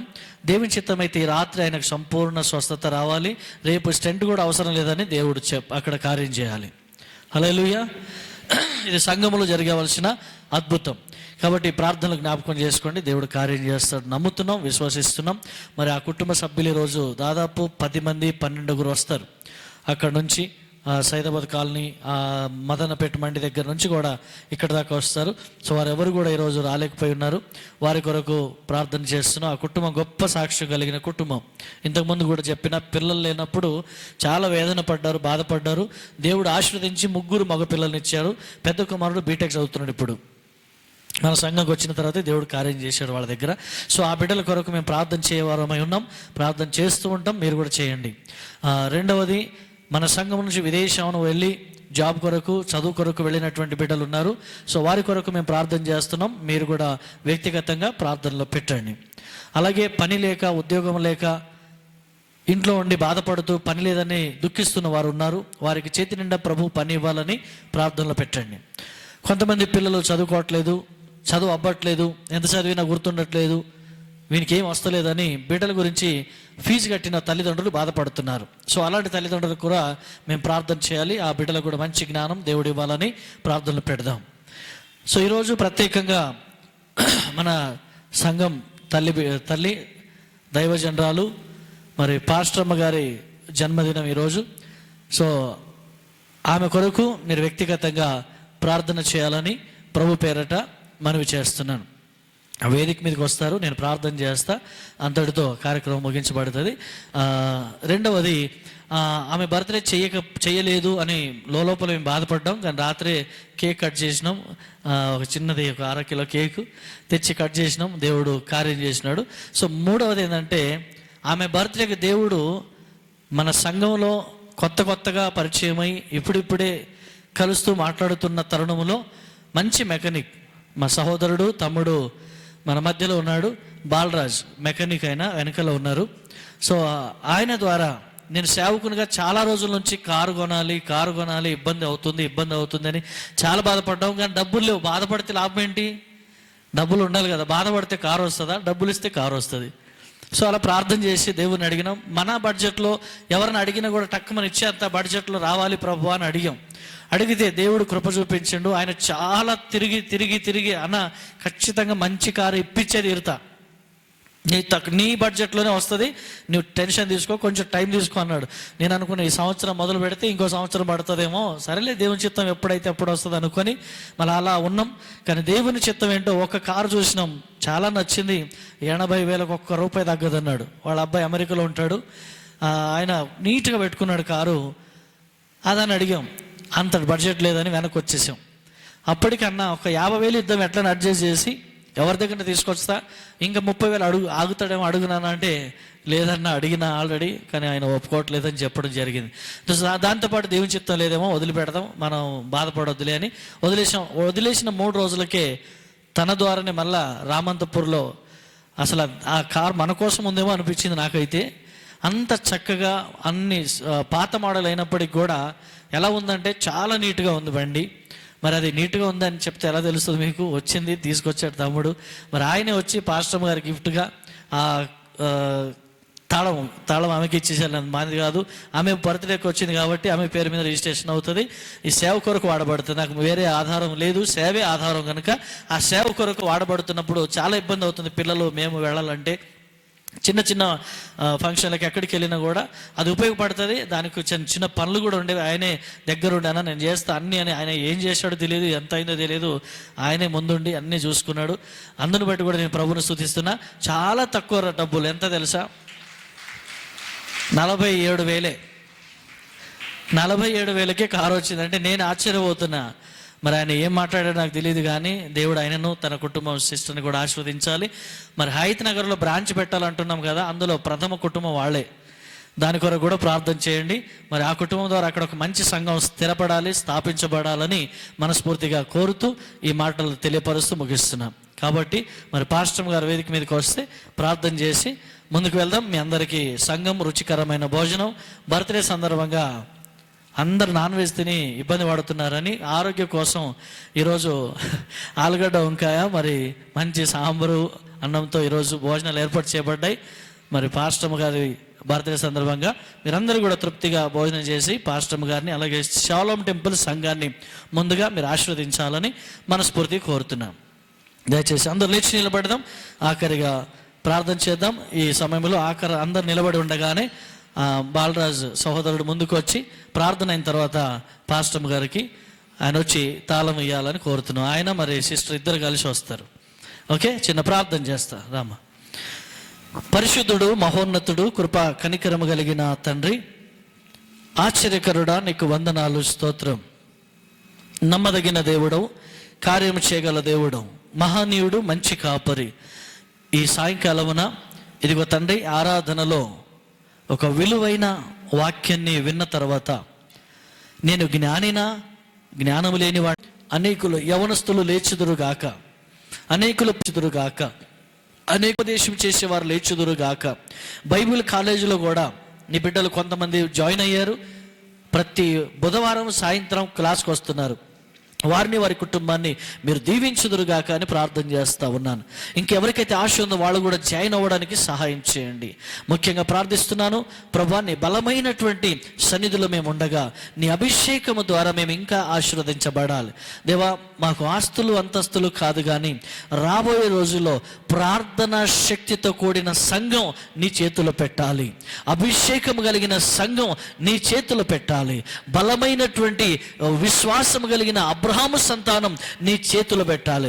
దేవా, మేము ప్రార్థన చేస్తున్నాం, కృప చూపించండి. ఆరాధనకు వచ్చే సమయంలో ప్రభా మేము బాధపడకున్నట్లుగా యథార్థంగా తీర్మానించుకొని నీ పరిచర్య కొరకు తీసుకొచ్చిన ఈ కానుకలు మీరు అంగీకరించి ఆశీర్వదించండి, బలపరచండి. ప్రభా, ఈ కానుకల్ని సేవ కొరకు వాడుకోండి, సేవకుని అవసరం కొరకు వాడుకోండి అయ్యా. అంతేకాకుండా ప్రభా ఈరోజు నీ కుమార్తె దైవ సేవకురాలు ప్రభా మరి పాస్టర్ డాక్టర్ సునీత గారి కొరకు ప్రార్థన చేస్తున్నాం. అవి ఆశీర్వదించండి, బలపరచండి. వ్యక్తిగతంగా ఇదిగో నాయనా నీ పరిచర్లో వాడుకుంటున్నావు, వ్యక్తిగతంగా నీ పరిచర్ కొరకు ఎన్నుకున్నావు. నువ్వు ఎన్నుకోబడిన కుటుంబం నాయన, ఈ కుటుంబం ద్వారా అయ్యా నువ్వు చేసిన మేలును బట్టి నీకు వందనాలు ప్రభా. బిడ్డ జీవితంలో అరకాల నుంచి నడినెత్తి వరకున్న ప్రతి రుగ్మత, ప్రతి బలహీనతలు నజరుడైన యేసు నామములు అన్ని దూరమైపోవును గాక. ఎన్నోసార్లు ప్రభా తనకున్న బలహీనత, తనకున్న ప్రభు మరి యొక్క స్టమక్ పెయిన్ ద్వారా ఎన్నోసార్లు బాధపడింది. ఈ బర్త్డే యొక్క గిఫ్ట్ నాయనా నువ్వు మరొక ఆశీర్వాదం, సంపూర్ణ స్వస్థత మీరు ఇచ్చుదురుగా అక్కడ ప్రార్థన చేస్తున్నాను. అయ్యా నీ కృప చూపించండి ప్రభు. ఈరోజు ఆరాధనకు వచ్చిన ఒక్కొక్కరి మీద నీ ఆత్మతో నింపండి, ఒక్కొక్కరిని బలపరచండి ప్రభు. నీ కృపతో ఆదరించండి. అలాగే తండ్రి నీవిచ్చిన ఈ సంఘమునైనా దీన్ని ఎలాగ మేము కాపాడాలి, ఎలాగ ముందుకు నడిపించాలి, ఎలా ఆత్మీయంగా వీరిని బలపరచాలో మాకు తెలియదు ప్రభు. నీవే జ్ఞానం ఇచ్చి, నీవే ముందుండి, నీవే తండ్రివై నడిపించమని అడుగుతా ఉన్నాం. ఈరోజు మరో సంతానము, మరొక సంతోషం ఏంటంటే ఈరోజు ఇద్దరు మేము బాప్తిసం తీసుకుంటామని ఒప్పుకున్నారు. ఈ బర్త్డేకి గిఫ్ట్ అది చాలు ప్రభువా. ఇంతకు మించిన గిఫ్ట్ మాకు ఏది పెద్దది కాదు. తన జన్మదినము సందర్భంగా ఆత్మీయంగా ఇద్దరు జన్మించారు అని చిరకాలము చెప్పుకునే గొప్ప సాక్ష్యం. ఈరోజు ఏ బిడ్డలైతే మనసు మార్చుకొని బ్రతుకు మార్చుకోవడానికి బాప్తిసం పొంది నీకు బిడ్డలుగా మారడానికి ఇష్టపడ్డారో వారిని, వారి కుటుంబాన్ని బట్టి ప్రార్థన చేస్తున్నాను. వారి కుటుంబాన్ని సమృద్ధితో నింపండి, వారి కుటుంబాన్ని ఆశీర్వాదంతో నింపండి. ఇదిగో ఈ నెలలోనే వారికి బాప్తిసం ఇచ్చి నీ బిడ్డలుగా అప్పగించబోతున్నాం. సహాయం చేయండి. ఈ ఆరాధనలో ఈరోజు వంట కార్యక్రమంలో కూడా పాల్గొని కష్టపడిన ప్రతి ఒక్కరిని, తల్లులను, అక్కచెల్లెములను ఆశీర్వదించండి, బలపరచండి. ఇదిగో నా తండ్రి, నేను క్రమంగా రావాలనుకుంటున్నానే, రాలేకపోతున్నానని బాధపడుతున్న వారికి కూడా అవకాశం కల్పించమని ప్రార్థన చేస్తున్నా. నీ చిత్తమైతే త్వరలో ఈ మలక్పేట ప్రాంతంలో సొంత స్థలం మీరు ఇస్తున్నారని మేము నమ్ముతున్నాం. ఇచ్చినందుకు నీకు స్తోత్రాలు. కార్యం చేయండి. ఈ స్కూల్ యజమానులు కృష్ణ సారు, శాంత మేడం గారి కొరకు ప్రార్థన చేస్తున్నాను. వారికి ఇచ్చిన సంతానం, పిల్లలను బట్టి, మనవ సంతానం బట్టి నీకు వందనాలు. వారికైతే మేము ఏమి ఇవ్వట్లేదు కానీ మనస్ఫూర్తిగా ప్రార్థన చేస్తున్నాము. వారికి మంచి ఆరోగ్యం ఇచ్చుదురుగాక, మీ నామమునకు మహిమ కలుగునుగాక, మీకు ఇష్టమైన బిడ్డగా ఉండునుగాక. కార్యం జరిగించండి అయ్యా. ప్రార్థిస్తున్నాను, మీ నామ మహిమార్థమై వాడుకొని మని పొందమని సర్వోన్నతుడు సమస్తము సాధ్యముగా చేయగలిగిన యేసయ్య ముందున్న సమయాన్ని మీకు అప్పగిస్తూ యేసు దివ్య నామమును అడిగి పొంది ఉన్నాము తండ్రి. ఆమేన్. మన ప్రభువైన యేసుక్రీస్తు కృప, తండ్రి అయిన దేవుని ప్రేమ, పరిశుద్ధాత్మ దేవుని సన్నిధి సావాసం కూడి వచ్చిన మనందరికీ, సార్వత్రిక సంఘము సకల పరిశుద్ధులకు ఎల్లప్పుడూ మీ కృపతోడై ఉండి, ఈరోజు బర్త్డే చేసుకుంటున్న నీ బిడ్డ డాక్టర్ పి సునీతమ్మ గారికి, కుటుంబానికి, సంఘానికి ఎల్లప్పుడూ నీ కృపతోడై ఉండి నడిపించునుగాక. ఆమేన్, ఆమేన్. దేవునికి మహిమ కలుగునుగాక. మరి కళ్ళు దర్శలో ఏదో జరిగిపోయింది. ఆమేన్. చిన్నపిల్లలు కేక్ కట్ చేద్దాం. కేక్ కట్ చేసి అందరం భోజనానికి వెళ్దాం. నిలబడి అభిషేక్ అందుతుందా మళ్ళీ వల్ల